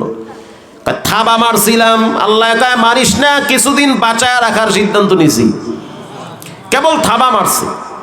আজরাইলের থাবা কি মিস হয়? কেবল মারছিলাম। সুলাইমান পয়গম্বর বলল, মারসালা ভালো কথা, তো রব কেন না করলো? রব্বুল আলামিন বলল যে, আমি যুবকের একটা আমল এতটাই পছন্দ করেছি যার কারণে তার হায়াত বাড়ায়া দিছি। কেন বাড়াইছেন? বলে, কেন চলবে না, আমার মন চাইছে আমি বাড়ায়া দিছি, আমি কারো কাছে ঠেকা না। ঠিক না বেঠিক? আল্লাহুস সামাদ, সে বেনিয়াস বেমুখাফিক, কি যা ইচ্ছা তাই করতে পারে। মন চাইছে একজনের গাড়ির চাকার তলে হালাইছে, মন চাইছে আর একজনকে 5 তলার থেকে ফালাইয়া আবার জীবিত রাখছে। বলেন, পারে কে? এটা আল্লাহর সিদ্ধান্ত, সে পারে, আমরা পারি না। সুলাইমান পয়গম্বর প্রশ্ন করছে, আল্লাহরে জিগাও, কেন আল্লাহ বলছে সাইরা দিছে? আজরাইল প্রশ্ন করলো, রব্বুল আলামিন কেন সাইরা দিলাম, কেন না করলেন? রব্বুল আলামিন বলল, আজরাইল তুমি তো জানো আমার একটা নাম হলো হালিম, আমি বড় সহনশীল। আল্লাহু আকবার বলেন।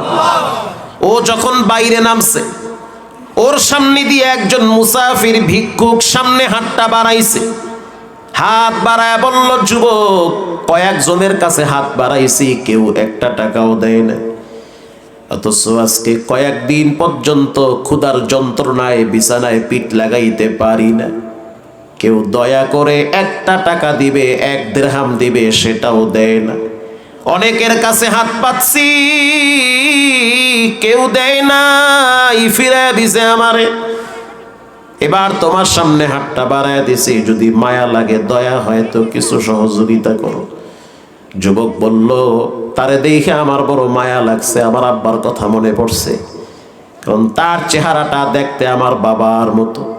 বাবায় যদি থাকতো খাওয়াইতাম, চিকিৎসা করতাম, প্রয়োজনে সব বিক্রি করে হলেও তো বাবার চিকিৎসা করার লাগতো। মায়া লাগার কারণে আমার পকেটে যা ছিল পুরাটা মুঠ কইরা তার হাতে দিছি। রব্বুল আলামিন বলে, আজরাইল সে নিজেও জানে না যে কত দিছে। আমি তার হাতের দিকে তাকায়া দেখলাম তার হাতের ভিতরে 6 দিরহাম আছে। আর আজরাইল তুমি তো জানো, কোরআনেও জানায় দিছে আল্লাহ, কেউ যদি আমার জন্য 1 দেয় তারে আমি 10 দেই। যেহেতু 6 দিরহাম দিছে, শূন্য লাগাইয়া দাও, 60 বছরের হায়াত বাড়ায়া দিছি। কাদেরে কুদরত তুদারি বরকামাল, আংতা রব্বি আংতা হাসবি জুল জালাল। এই কুদরত কার? বলেন, আল্লাহ চাইলে পারে কি পারে না? রাসূল বলেছেন, ইন্নাস সাদাকা লা তুতফিউল গদাবার রব্বি। যখন তুমি দান করবা তখন রবের রাগ তোমার উপরে ঠান্ডা হয়ে যায়। পকেটে টাকা পয়সা থাকলে কেউ হাত পাতলে না বলবেন না, কখনোই ধমক দিবেন না, চেহারা কালা করবেন না। আল্লাহ আপনাকে সামর্থ্য দিছে বিদায় তো আরেকজনে হাত পাচ্ছে, চাইলে তো আপনাকে আরেকজনের কাছে হাত পাতাইতে পারে। এজন্য নবীও বলেছেন, কখনোই না বলবা না। কিচ্ছু যদি না পারো, একটা ভালো কথা বইলা তাকে বিদায় দাও, সাদাকার নেকি জমা হয়ে যাবে। হাসি মুখে বিদায় দাও, যাও গা ভাই, পারলাম না আমি। সুলাইমান পয়গম্বর তার সন্তানকে নসিহত করেন, ইয়া বুনাইয়া লা তুশরিক বিল্লাহ। কলিজার টুকরা সন্তান, আল্লাহর সাথে শিরিক করবা না। কার সাথে? আল্লাহর সাথে। ইন্নাশ শিরকা লাযুলমুন আযীম।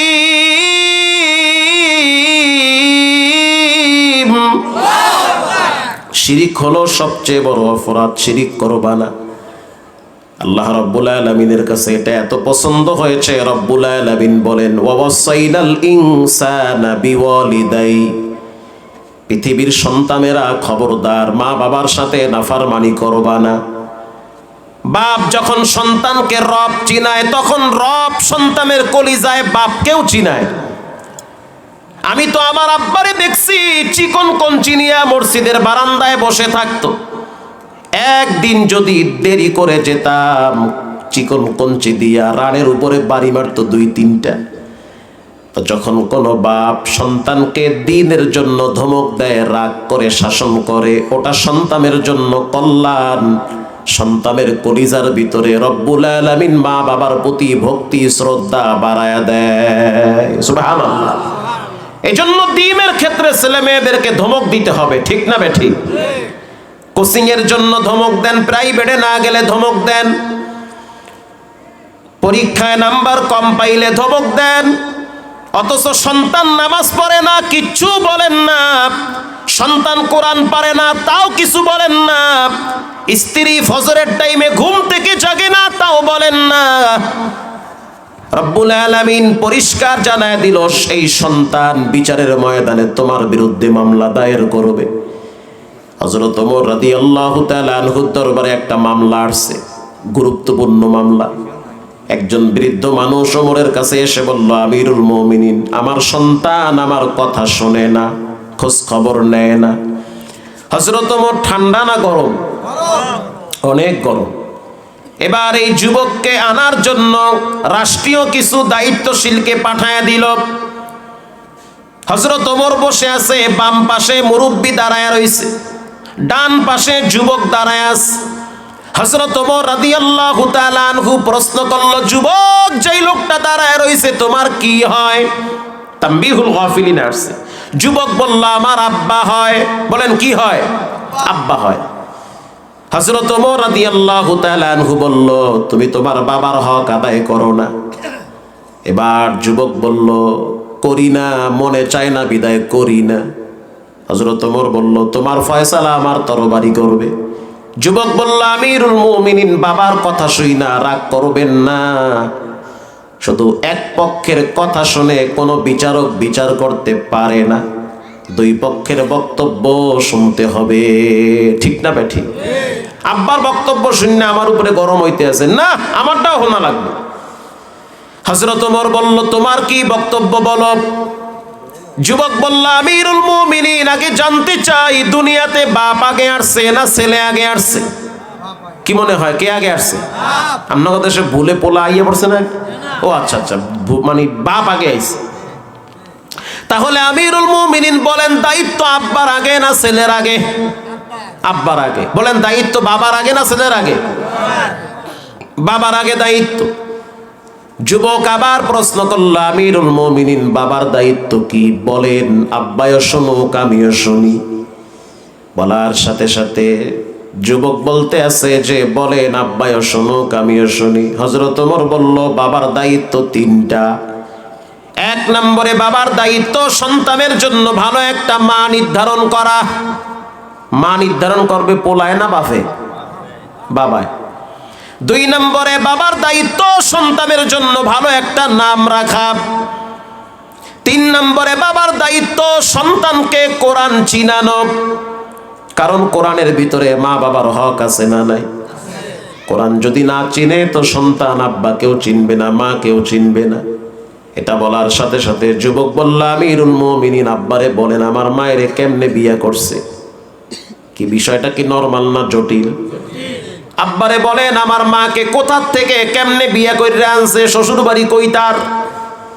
বড় হওয়ার পরে কোনোদিন দেখি নাই আমার নানার বাড়ি কোথায়।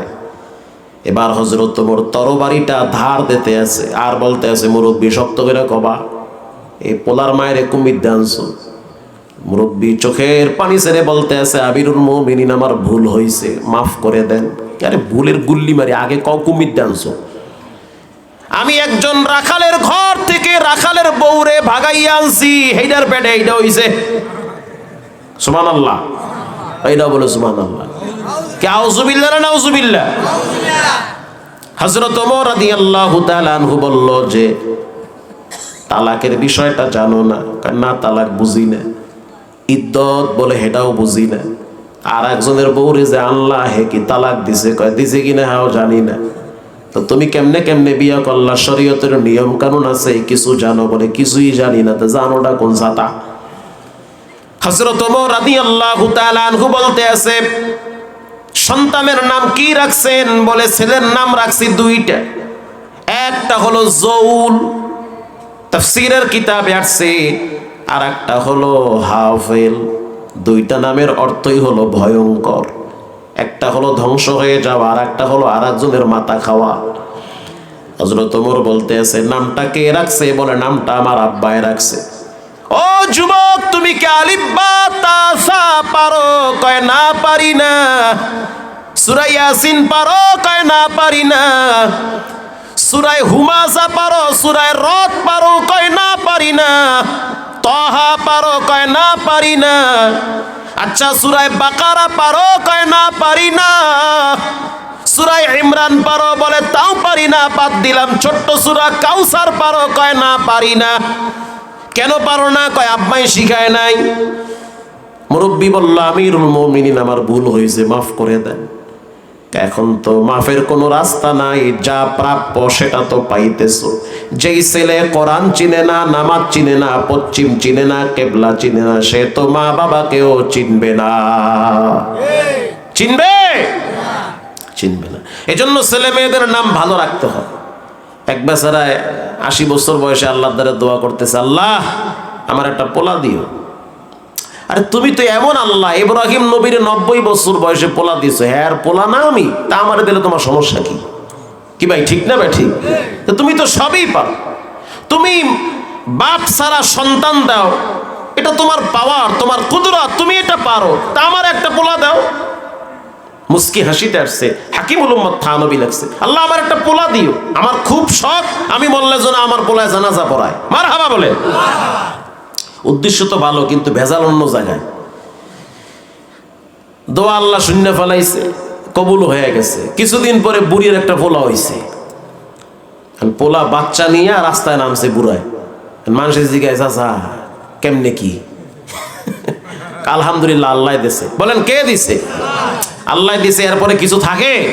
আল্লাহ চাইলে তো গোবরের ভিতরেও পদ্মা ফুল ফুটাইতে পারে। আল্লাহ দিছে। আচ্ছা ঠিক আছে, আল্লাহ দিছে। নাম রাখছেন কি? নাম এখনো রাখি নাই, তবে এমন নাম রাখবো যেই নাম পুরা বলায় কারো নাই। মানে যে রাখবো আব্দুর রহমান, দেখি আমার ভাইস্তার নাম আব্দুর রহমান। রাখবো আব্দুল কুদ্দুস, দেখি আমার বাপের নাম আব্দুল কুদ্দুস। রাখবো হাসান হোসেন, দেখি আমার বইনের দুই ফুলার নাম হাসান হোসেন। আই হাই, এত সব প্যাঁচ লেগে যাবে। এমন নাম রাখবো যেই নাম দুনিয়ায় কারো নাই। কেন? তাই সিজন সারা ফল। আল্লাহু আকবার বলেন। তো কিছুদিন পর বাচ্চা বড় হয়েছে, এলাকার মানুষ জিজ্ঞাসা, এই তোমার প্রধান নাম কি চাচা? আরে ভাই শোনেন, সিজনে 1 কেজি আম দাম মাত্র 40 টাকা, 3 কেজি 100 টাকা। মাইক দিয়ে ডাহে না ভাই? ডাহে। আজ কাল আওয়ার সময় শুনতে আছি 1.5 কেজি সিঙ্গুর 150 টাকা। চিন্তা করতে আছি যদি সুযোগ থাকতো 1 মন লয়ে যেতাম ঢাকায়। 1.5 কেজি সিঙ্গুর 150 টাকা, তার মানে সিঙ্গুরের চাপ বেশি, ঠিক না ভাই? ঠিক। মাইক দিয়ে ব্যস্ত আছে। 1 কেজি মূলা প্রথম কেজি 70 টাকা, এখন কয় 3 কেজি 40। নাও নাও, না নাও ঘুমাও। পোলার নাম কি? কয় এমন নাম রাখছি যেই নাম পুরো কারো নাই দেশে। কি নাম রাখছেন?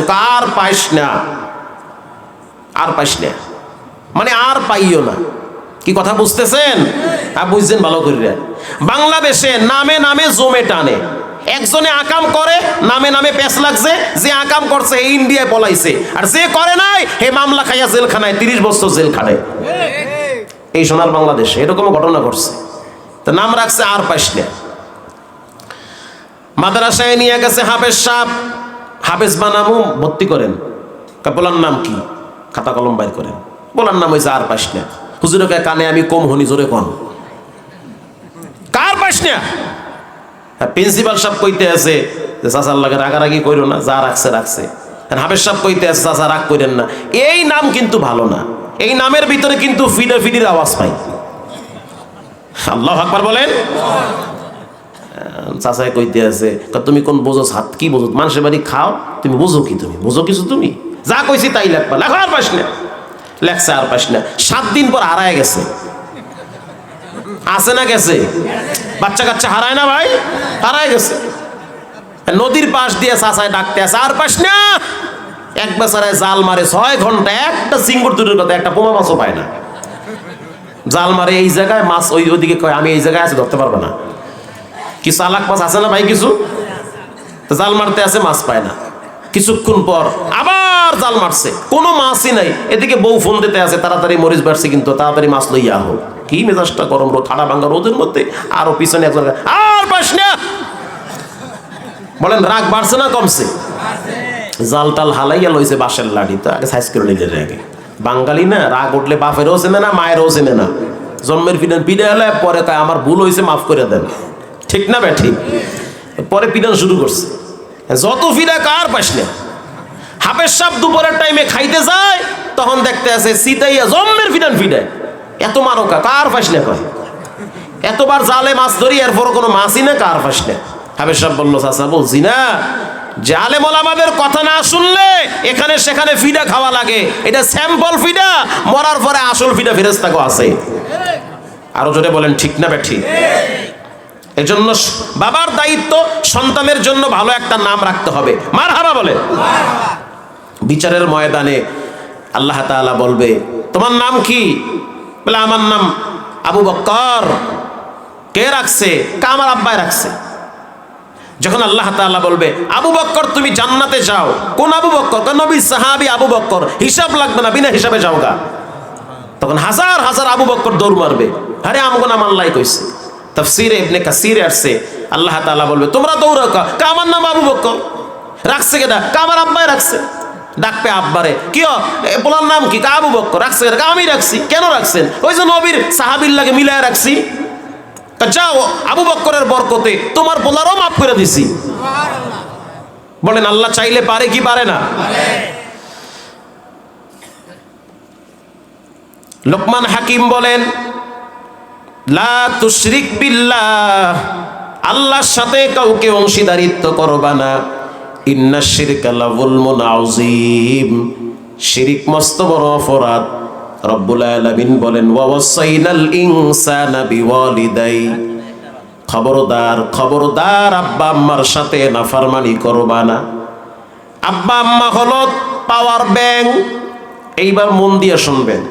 আব্বা আম্মা হলো পাওয়ার ব্যাংক। সম্মান যদি চাও আব্বা আম্মার খেদমত করো, ইজ্জত যদি চাও মা বাবার খেদমত বেশি বেশি করো। সন্তান তোমার কথা শুনবে যদি চাও তাহলে মা বাবার খেদমত করো। যদি তুমি চাও যে আমার হায়াতে মালিক বরকত দিক তাহলে মা বাবার খেদমত করো।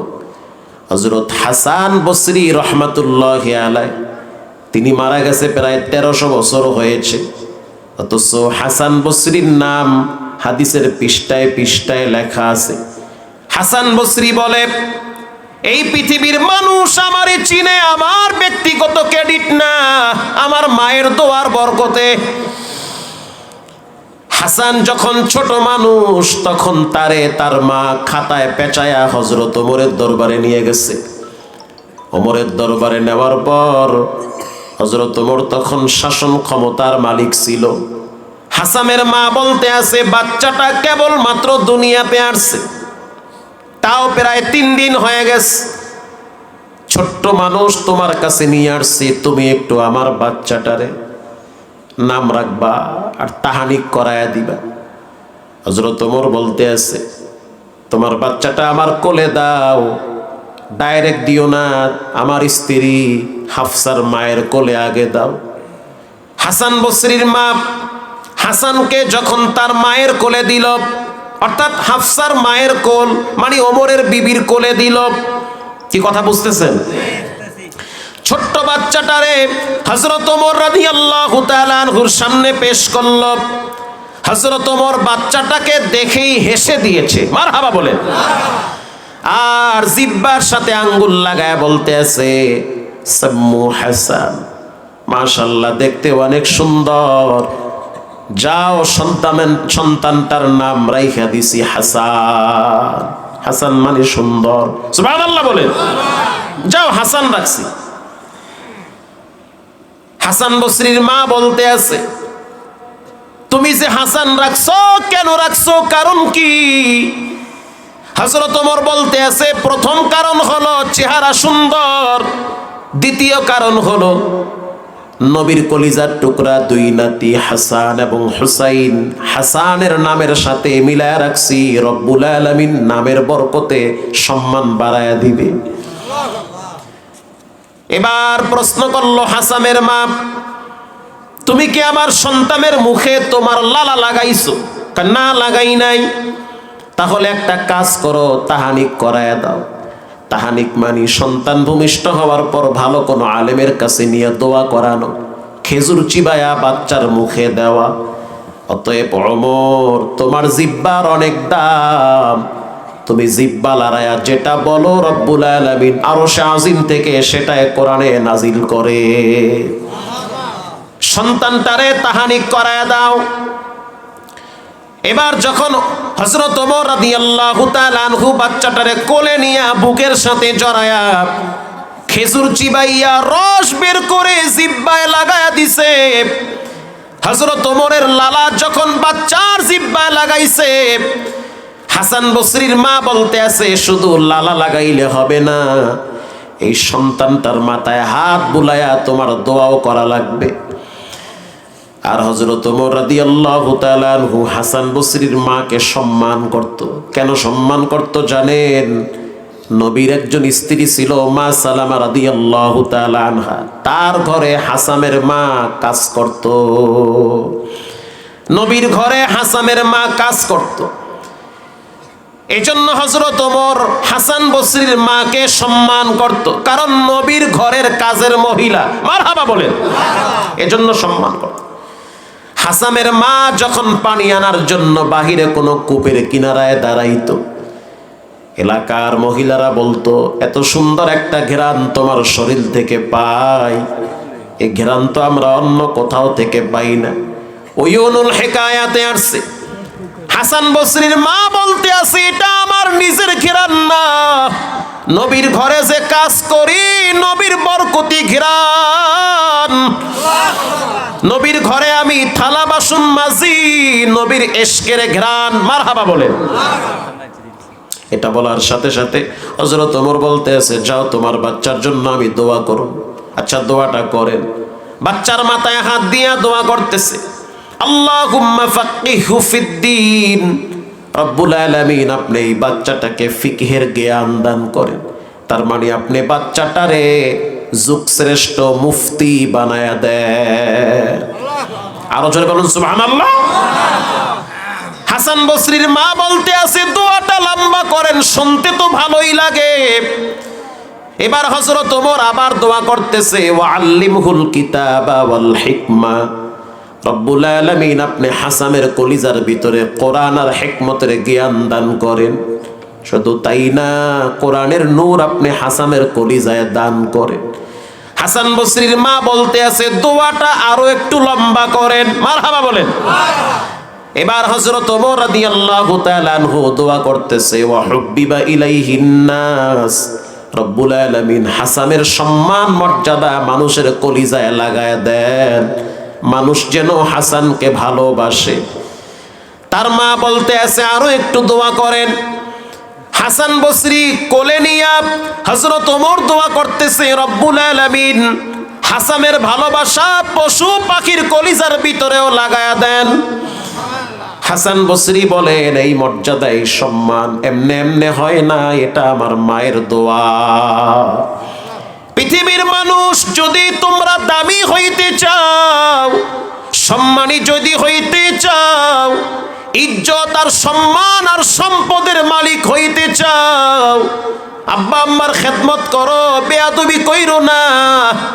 মা বাবা বুড়া বুড়ি হয়ে গেলে মেজাজ খারাপ হয়ে যায়, উল্টা পাল্টা অনেক বলবে, তুমি বইলো না, কারণ তুমি বললে বিপদে পড়বা।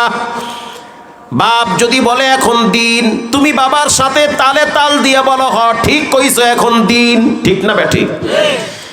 কারণ সে অবুঝ মানুষ, বাচ্চার মতো উল্টা পাল্টা বলবে, তার কথায় কাউন্টার দেওয়া যাবে না, কারণ সে তোমার আব্বা। ছোটবেলায় এমন ছিল, এক কথা তুমি 10 বার বলতা, তোমার আব্বা রাগ করতো না। একদিন বাবা সন্তানরে ডাক দিয়েছে, সন্তান একটু কাছে আসো। সন্তান কাছে আসছে। কিছুক্ষণ পর সন্তান বলল, আব্বা কেন ডাকছেন? বলে এমনি ডাকছি। সন্তান চলে গেল ঘরে, আবার বারান্দায় ডাক দিছে, বাবা একটু কাছে আসো, কাছে আসছে। কিছুক্ষণ পর সন্তান বলল, কেন ডাকছেন? বলে এমনি ডাকছি। কারণ বয়স হয়ে গেছে, বুড়া মানুষ, কেন ডাকছে সেটা ভুলে গেছে। আবার সন্তানরে ডাক দিছে, সন্তান কাছে আসো। সন্তান কাছে আসছে, বাবাই ভুইলা গেছে কেন আমি ডাকছি। কিছুক্ষণ পর সন্তানকে আবার বাবায় ডাক দিছে, না হইল 6-7 বার বাবা এমন করছে, কারণ ছাড়াই ডাকে। সন্তান তখন ধমক দিয়ে বলল, কেন বারবার খেডর খেডর করেন? কতবার আর সিয়ার গেছি, তারপরেও কি আপনার জ্ঞান বুদ্ধি হয় না? তখন বাবায় বলল, সন্তান আলমারির ভিতরে একটা সুন্দর চমৎকার একটা ডায়েরি আছে, বের করো। সন্তান এবার আলমারিতে ঢুইকা চমৎকার একটা ডায়েরি বের করলো, ঘনে কাইটা দুর্বল বানায় ফেলাইছে। ডায়েরিটার ভিতরে লেখা আছে 30 বছর আগে। কত বছর? 30 বছর। এই লেখা 30 বছর আগে বাবাই লেখা রাখছে, আজকে সকালবেলা সন্তানরে নিয়ে আমি একটু ক্ষেতের ভিতরে গিয়েছিলাম, আর আমার সন্তান আমার আঙ্গুল ধইরা ক্ষেতের ভিতরে রওনা হয়েছে। ক্ষেতের ভিতরে যাওয়ার সময় সন্তান গাছের দিকে তাকায় দেখে একটা কাক বসে আছে। সন্তান আমারে বলল, আব্বু ওটা কি? আমি বলছি কাক। একটু পরে সন্তান আবার বলল, ওটা কি? আমি বলছি কাক। আবার বলল, ওটা কি? আমি বলছি কাক। আবার বলল, ওটা কি? আমি বলছি কাক। এভাবে না হইল আমার সন্তান আমারে 21 বার বলছে, ওটা কি? আমি বলছি কাক। এবার সন্তান এই দৃশ্য আর এই লেখা দেখে বাবার পা দুইটা জড়ায় ধরে বলল, বাবা আমার ভুল হয়েছে, মাফ করে দাও। কারণ 21 বার সন্তান বাবারে বলছে ওটা কি, বাবায় বলছে কাক। একটা বারের জন্য বাবা সন্তানরে ধমক দেয় নাই, বরং কপালে চুমা দিয়া বলছে ওটা কাক। তুমি কি বুঝো না রে সন্তান? আল্লাহ রাব্বুল আলামিন বলেন, ওয়ালা তানহারুহুমা, মা বাবার সামনে মাথায় ঝাঁকি দিয়া কথা বইল না। وقل لهما قولا كريما নরম ভাষায় কথা বলবা, শক্ত ভাষায় মা বাবার সাথে কথা বলবা না। ভাইরা আমার, জীবনে যদি বড় হতে চান ওই বৃদ্ধ মা বাবার সাথে ভালো আচরণ করেন। তাদের এখন শেষ বয়স, কবর পথের যাত্রী হয়ে গেছে। স্ত্রীর কথা শুই না বাবার সাথে মেজাজ গরম দেখাইবেন না, বিবির কথা মতো মায়ের সাথে মেজাজ দেখাবেন না। খবরদার, জুলুম তো দূরের কথা, একটা গরম ভাষাও তাদের সাথে ব্যবহার করা যাবে না। আল্লাহ বলেন ওয়াহনান আলা ওয়াহনি ওয়া ফিসাল, কষ্টের পর কষ্ট তোমার মা তোমার জন্য সহ্য করেছে। আমার তেলাওয়াতকৃত আয়াতে রব্বুল আলামিন বলেন মা বাবার শুকরিয়া আদায় করো। আনিশকুরলি ওয়ালি ওয়ালিদাই, মা বাবার প্রতি সহনশীল হও, শুকরিয়া আদায় করো। শুধু তাই না, রব্বুল আলামিন কোরআনের ভিন্ন আয়াতে বলেছে ইয়াসআলুনাকা মাযা ইউনফিকুন, ওরে বান্দা টাকা পয়সা কোথায় ব্যয় করবা? নতুন চাকরি করো, মোটামুটি 200 টাকা পকেটে আসে, মাস শেষ ভালো একটা স্যালারি পাও, ভালো একটা বেতন পাও, বিবিও খুশি, বাচ্চারাও খুশি। অথচ তোমার ঘরে দুইজন বৃদ্ধ বৃদ্ধা আছে। এক সময় তাদের টাকায় তুমি চলতা, এখন তারা তোমার দিকে তাকাই আছে, কারণ তাদেরও পকেট খরচ আছে। তোমার বোনের বাড়ি যখন তারা বেড়াইতে যায় তখন তাদের টাকা লাগে, সেই টাকা চাইতে পারে না, ভয়। তুমি তো এখন টাকা কামাই করো, তোমার বাবার পকেট দুর্বল, তোমার উচিত তোমার বাবারে গোপনে কিছু টাকা দেওয়া, এমন ভাবে দিবা যেটা তোমার বউ যেন না জানে। ঠিক না বে ঠিক?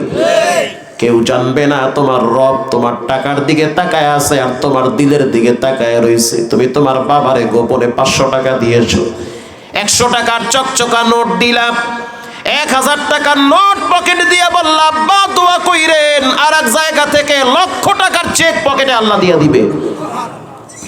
প্রিয় ভাইরা আমার, রব্বুল আলামিন বলেন ইয়াসআলুনাকা মাযা ইউনফিকুন কুল মা আনফাকতুম মিন খায়রিন ফালিল ওয়ালিদাইনি ওয়াল আকরাবিন। টাকা পয়সা ব্যয় করার প্রথম খাত হলো মা বাবা। মসজিদ, মাদ্রাসা, পীরের দরবার সব পরে, আগে মা বাবা। সব পরে, আগে কি? মুখ খুলে বলেন, আগে কি? মসজিদ, মাদ্রাসা, ঈদগাহ, গোরস্থান, ওয়াজ মাহফিল সব পরে, আগে মা বাবা। ওই বৃদ্ধা মা ঘরে পড়ে আছে, বুড়ি মানুষ বিছানায় পড়ে আছে, 500 টাকা গোপনে দিয়ে দেন।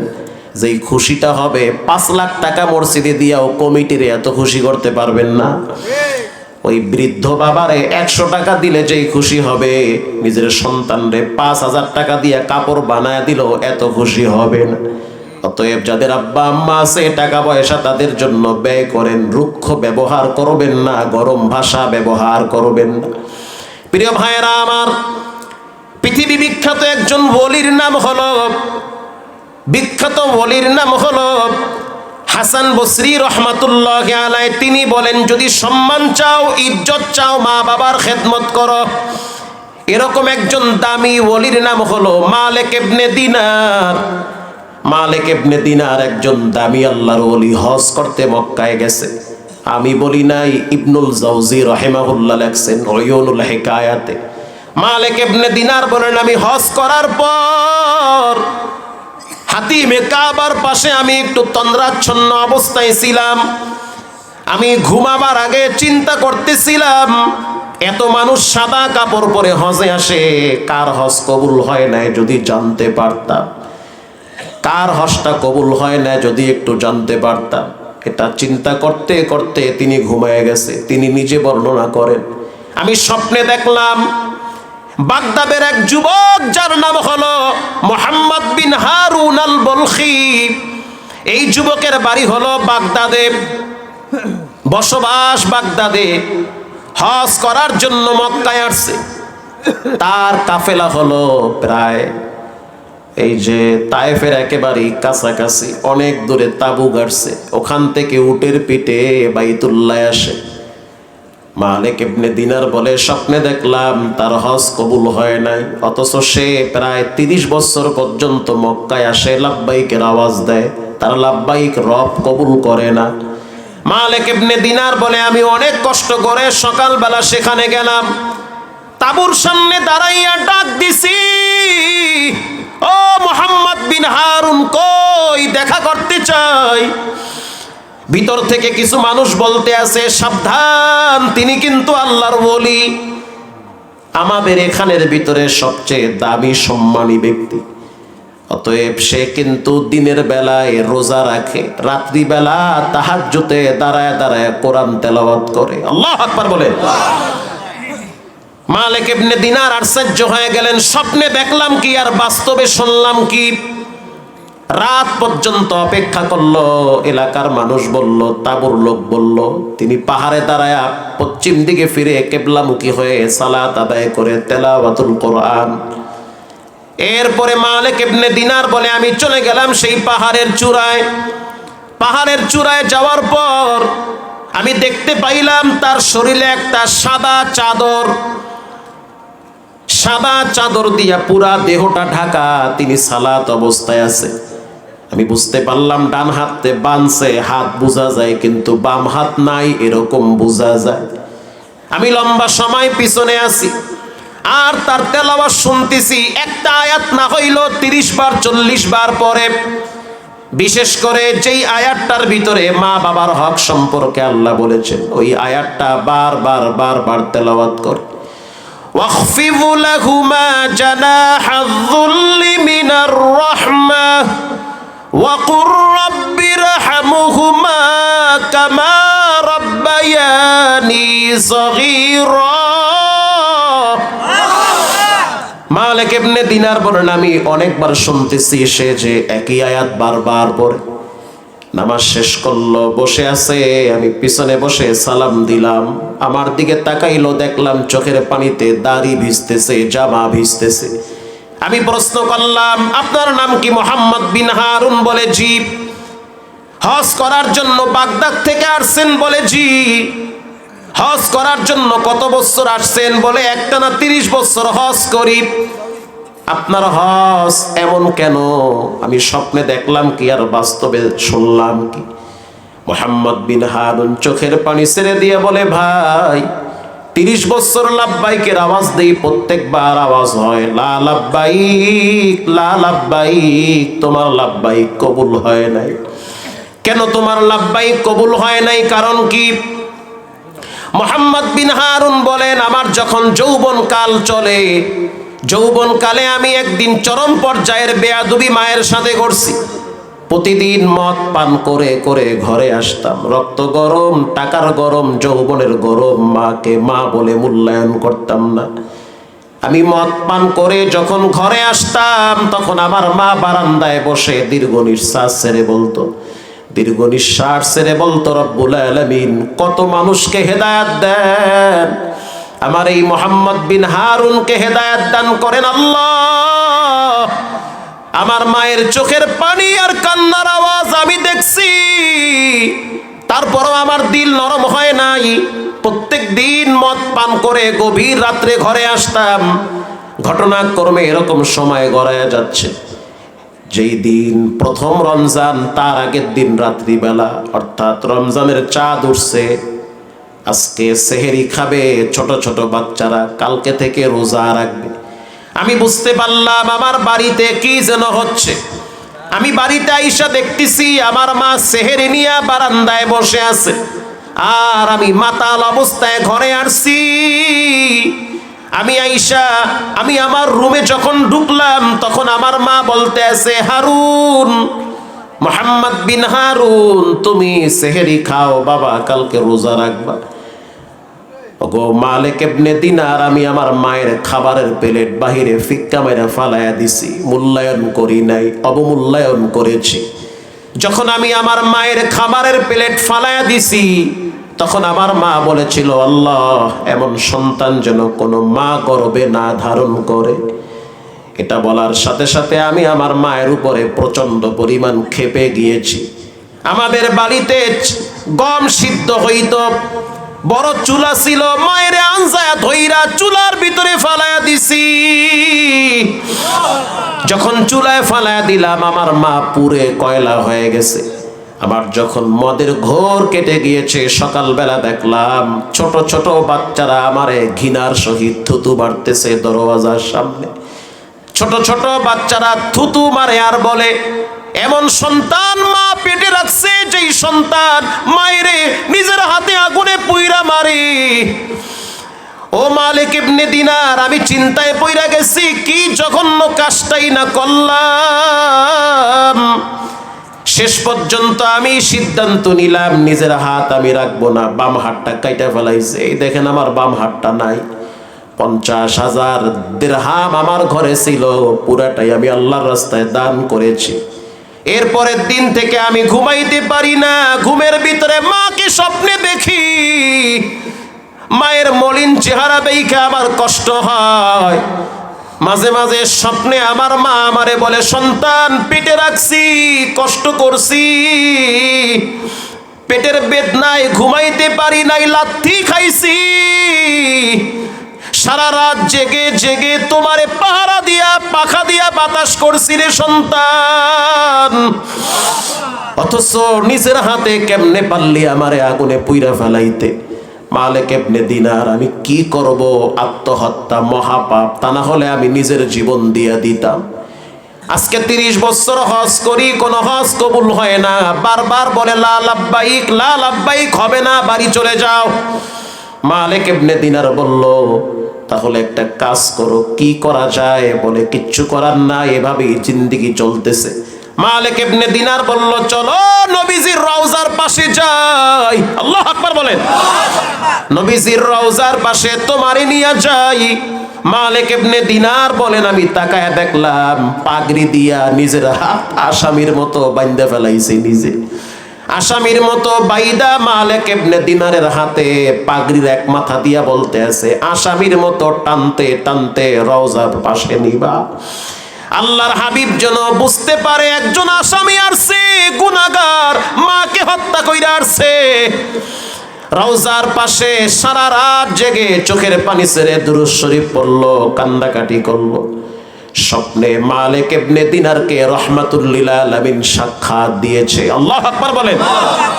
আর জানায়া দিল, মালিক ইবনে দিনার, তুমি মুহাম্মদ বিন হারুনকে বলো কিয়ামতের ময়দানে রব্বুল আলামিন তাকে মাফ করে দিবে মায়ের দোয়ার বরকতে।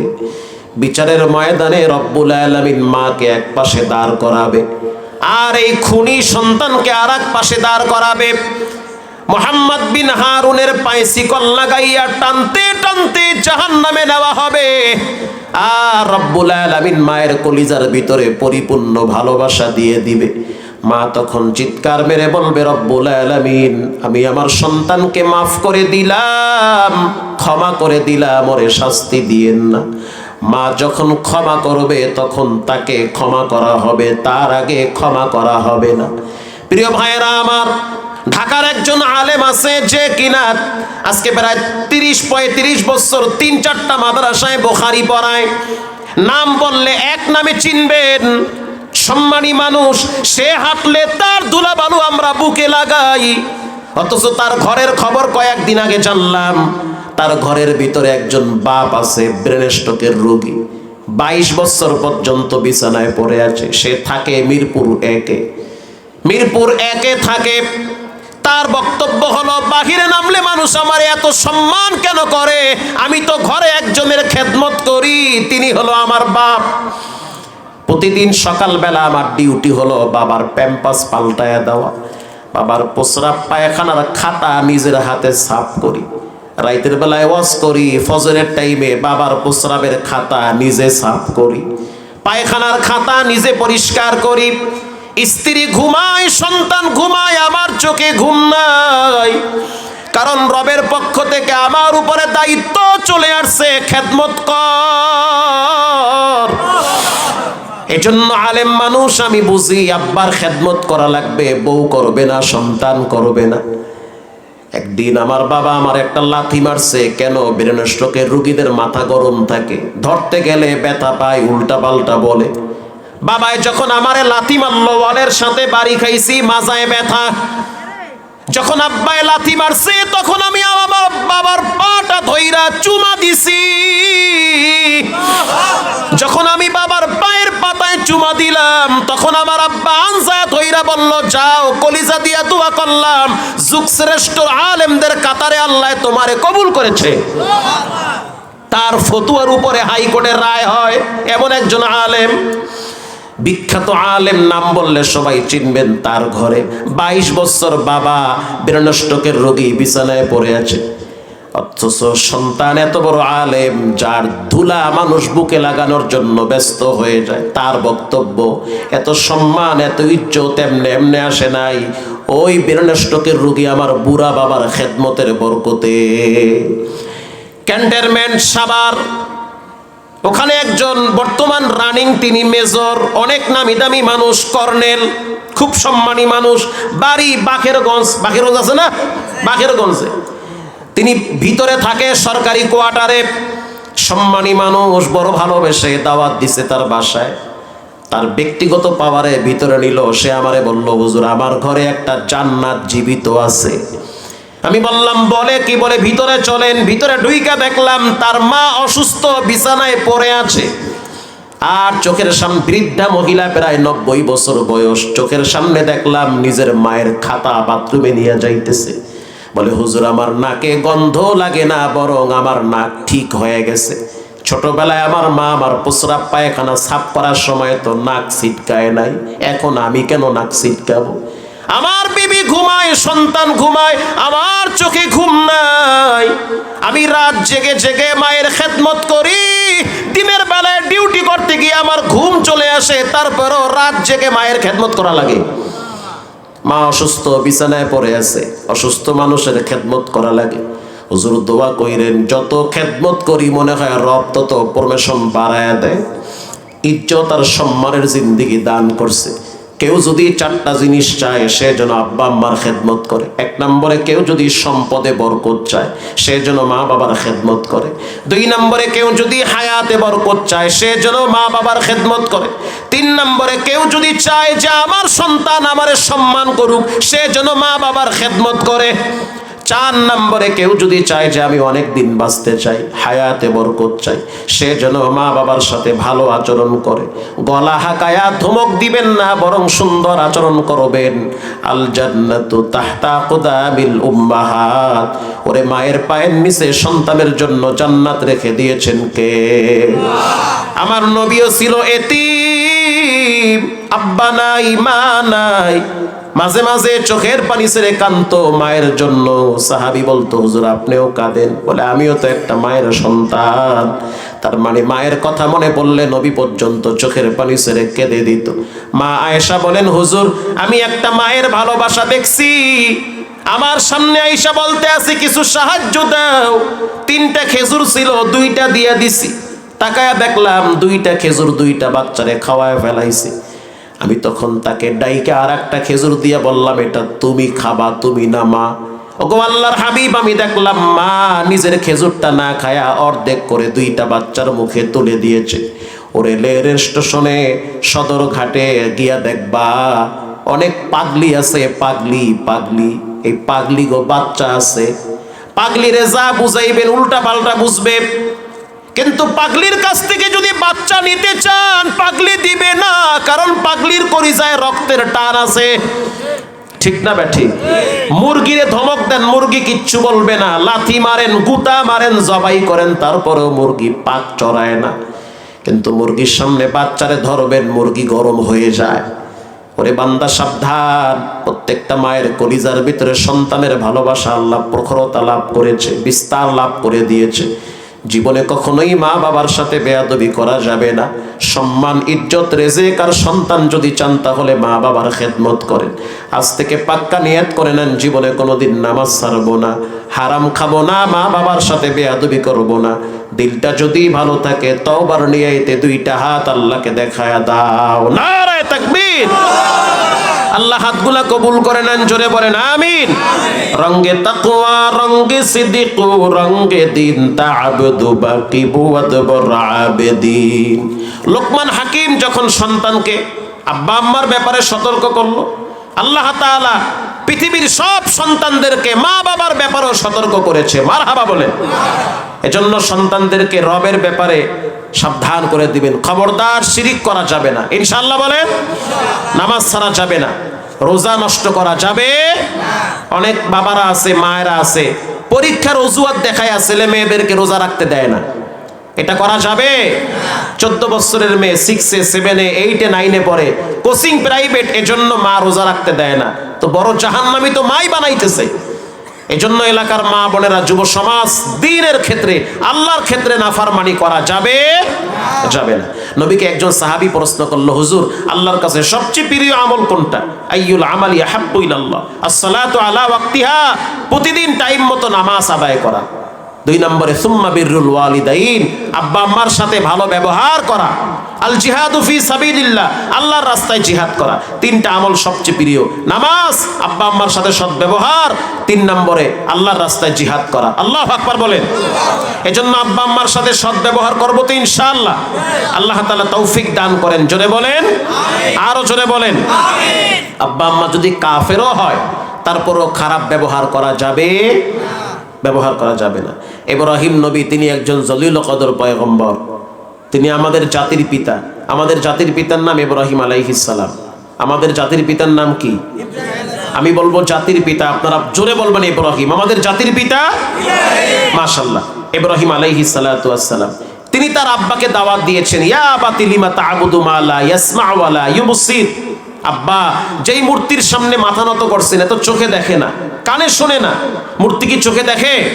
কানে শোনে। ওয়ালা ইউগনি আনকা মিনাল্লাহি শাইআ, ভালো মন্দ কিছু করতে পারবে না। আব্বা তো খেইবে গেছে, আরে পোলা কও কি? ক্বালা রাগিবুন আনতা আন আলিহাতি ইয়া ইব্রাহিম। ইব্রাহিম, তুমি কি আমাদের দেবদেবীর বিরুদ্ধে বিশুদ্ধার করো? এটা বলার সাথে সাথে ইব্রাহিম নবী বলল, বিশুদ্ধার কি? আমি যেটা সঠিক, যেটা হক, সেটাই আমি বলতেছি। ইব্রাহিম নবীর বাবা স্পষ্ট জানায়া দিলেন, ওয়াহজুরুনি মালিয়া, আমি তোমাকে হত্যা করব, পাথর মারব, অথবা তোমাকে দেশান্তর করে দিব, দেশ ছাড়া করব। ছেলেকে হত্যার হুমকি দিল, দেশ ছাড়ার হুমকি দিছে। তারপরে ইব্রাহিম নবী বাবার উপরে রাগ করে নাই, বলেন ক্বালা সালামুন আলাইক। আব্বা, আপনি যতই রাগ করেন, যতই ধমক দেন, আমি কিন্তু আপনার সাথে রাগ করব না, আমি কিন্তু ধমকও দিব না। সালামুন আলাইক, আমি চাই আপনি আপনার রাস্তায়, আমি আমার রাস্তায়, সবাই শান্তিতে থাকুক, ঠিক না বেঠিক? আস্তাগফিরুল্লাহ রাব্বি ইন্নাহু কানা বি হাফিয়া, আমি আপনার জন্য ইস্তেগফার করতেই থাকবো, আল্লাহ তাআলা যেন আপনাকে মাফ করে। কিন্তু আল্লাহ তাআলা এই দোয়া তার কবুল করেন নাই, কারণ আল্লাহর মনে চাইছে, করেন নাই। যা ইচ্ছা তাই করতে পারে। আল্লাহ রাব্বুল আলামিন ইব্রাহিম নবীর বাবাকে বিচারের ময়দানে প্রাণীর আকৃতিতে জাহান্নামে ফেলাবে, কিন্তু ইব্রাহিম নবী তার বাবার জন্য ঠিকই দোয়া করেছে আল্লাহর কাছে। এজন্য বাপ যদি কাফেরও হয়, মুশরিকও হয়, তারপরও সবাই বলবে খারাপ, আপনি বলবেন আমার বাবা সবচেয়ে ভালো বাবা, ঠিক না বেঠি? এলাকার সবাই যদি বলে আপনার মা খারাপ, আপনি জোরে বলবেন আমার মা ভালো। পারবেন না ইনশাআল্লাহ? ঘরের মানুষজন সবাই যদি বলে আপনার মা বাবা ভালো না, আপনি ফুল পিকআপ নিয়ে বলবেন আমার আব্বা আম্মা হলো ভোলার ভিতরে সবচেয়ে ভালো মা বাবা। মা বাবার প্রতি ভক্তি শ্রদ্ধা রাখবেন।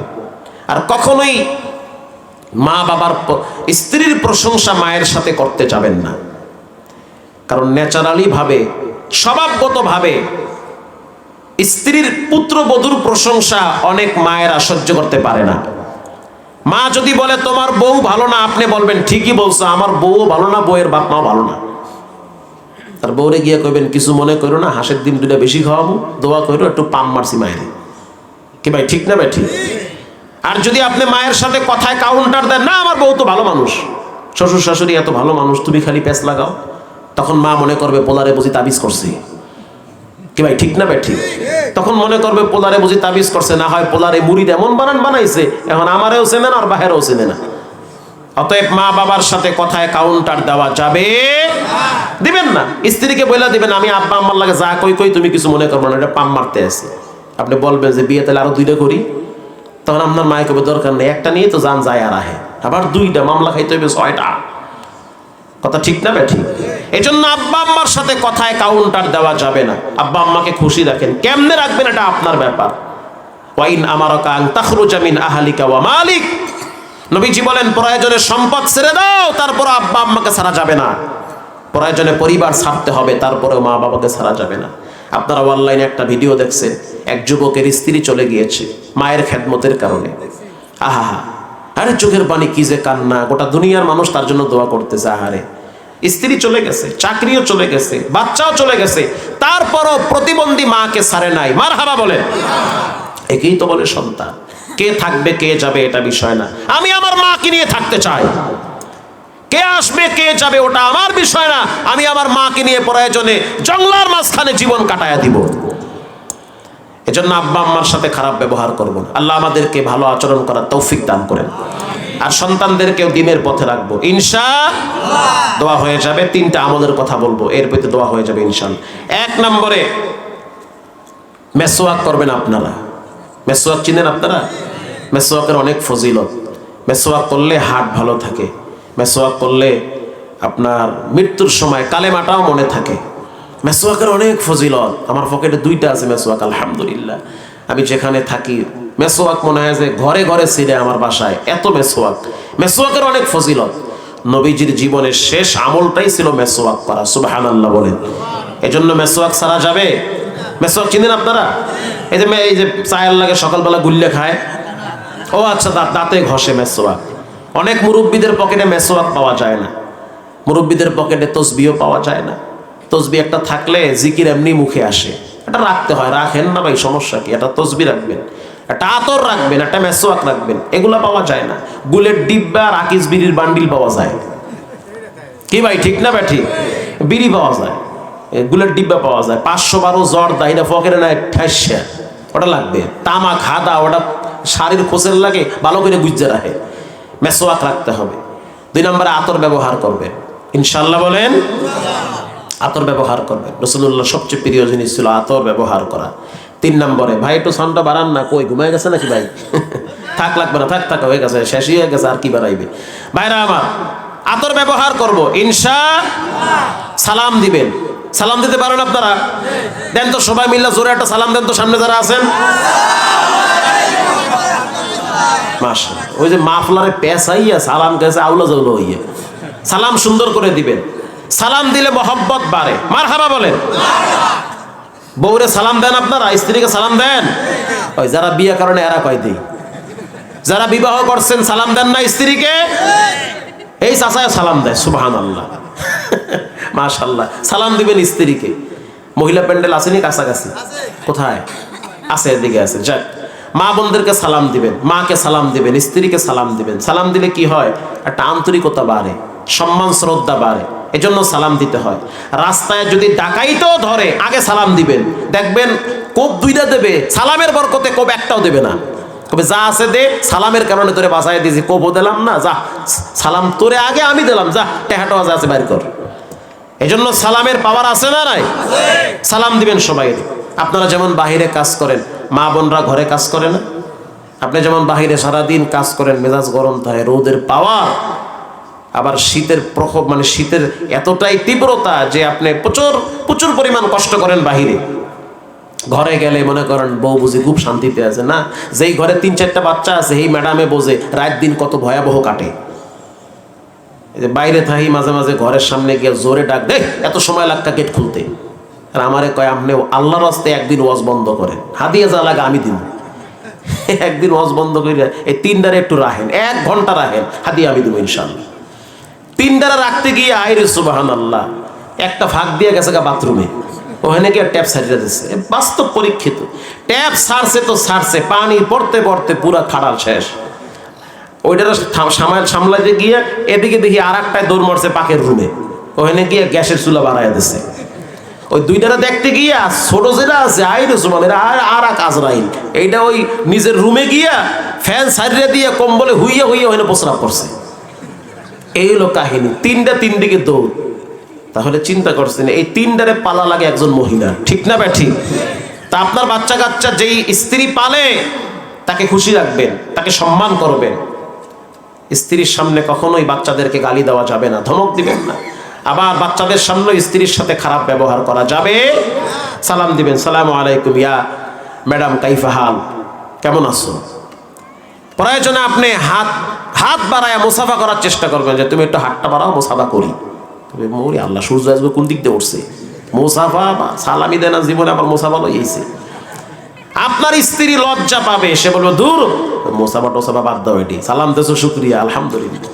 আপনি জোর করে তার হাত ধরে টানবেন। ভাই বইয়ের হাত ধরলে কি গুনাহ হইবে নাকি? ভালো, এটা খারাপ না। চাষির হাত ধরে দেবেন, এমন করে চা পরে আল্লাহ 30 দিনের খাওয়ান যাবে নষ্ট হইয়ে। বাড়ি সালাম দিবেন, মুসাফাও করবেন। মুসাফা করবেন, স্ত্রীর হাতের সাথে হাত লাগাবেন। হাতের সাথে হাত লাগলে মহব্বত বাড়ে, ভালোবাসা বাড়ে। তখন আপনিই করবেন, হাতের ভিতরে 100 টাকা ঢুকাইয়া দিবেন। 100 টাকা ঢুকাইয়া দিয়ে বলবেন সকালবেলা লিপস্টিক কিনা ঠোঁটে ঘষছো। এটা মহব্বত, ভালোবাসা। এজন্য ঘর ঠিক তার সব ঠিক। ভাই ঘরে যদি গ্যাঞ্জাম লাগে, বাইরে কাজ করে শান্তি আছে বলেন? কোনো শান্তি নেই, জাহান্নামে হয়ে যায় পুরো জীবনটা। এজন্য ঘরটারে ঠিক রাখবেন ইনশাআল্লাহ, বলেন ইনশাআল্লাহ। আতর ব্যবহার করবেন। অনেক মহিলারা আছে আতরের ঘ্রাণ এগোদারে বিষের মতো লাগে, কিন্তু বিড়ির ঘ্রাণটা খুব মজা লাগে। মানে বিড়ি খাইলে চা চাই, খুব খাসিও খুঁজা যায়, আরে আতর মাখছে, দূর নাকমক বন্ধ হয়ে যায়। দরকার নাই সাজাবা আতর। আপনি ই করেন, ওই যে কিছু আতর আছে ভালো আতর, ডিলাপ, ভেকি, ফান্তাসি, এরপরে যাইয়া উদে আমিরাত ব্যবহার করেন। এগুলো ফাইন সেল এগুলো। আল্লাহ তাআলা আমাদের সকলকে কথাগুলোর উপরে আমল করার তৌফিক দান করেন। মেসওয়াক ব্যবহার করব ইনশাআল্লাহ, বলেন আতর ব্যবহার করব, সালাম দিব। আল্লাহ তাআলা আমাদেরকে তৌফিক দান করেন। এই মাহফিলটা হওয়াতে আমরা খুশি না বেজার? সবাই খুশি। মুরব্বীরা একটু মনে হয় বেজার, তাই না? সবাই খুশি। আল্লাহ তাআলা মাহফিলকে কবুল করুক। এই যে যুবক ভাইরা ঢাকায় গিয়ে দাওয়াত দিছে, আল্লাহ তাআলা যারা ঢাকায় গিয়েছিল দাওয়াত দিয়েছে, আল্লাহ তাদেরকে হায়াতে বরকত দান করেন, দীর্ঘ নেক হায়াত দান করুন। যারা সহযোগিতা করেছে, আল্লাহ তাআলা দুনিয়া আখিরাতে কল্যাণময় জিন্দেগি দান করুক, আমিন বলেন। সুবহানাল্লাহি ওয়া বিহামদিহি সুবহানাল্লাহিল আযীম। দোয়া হয়ে যাবে। সম্মানিত সভাপতি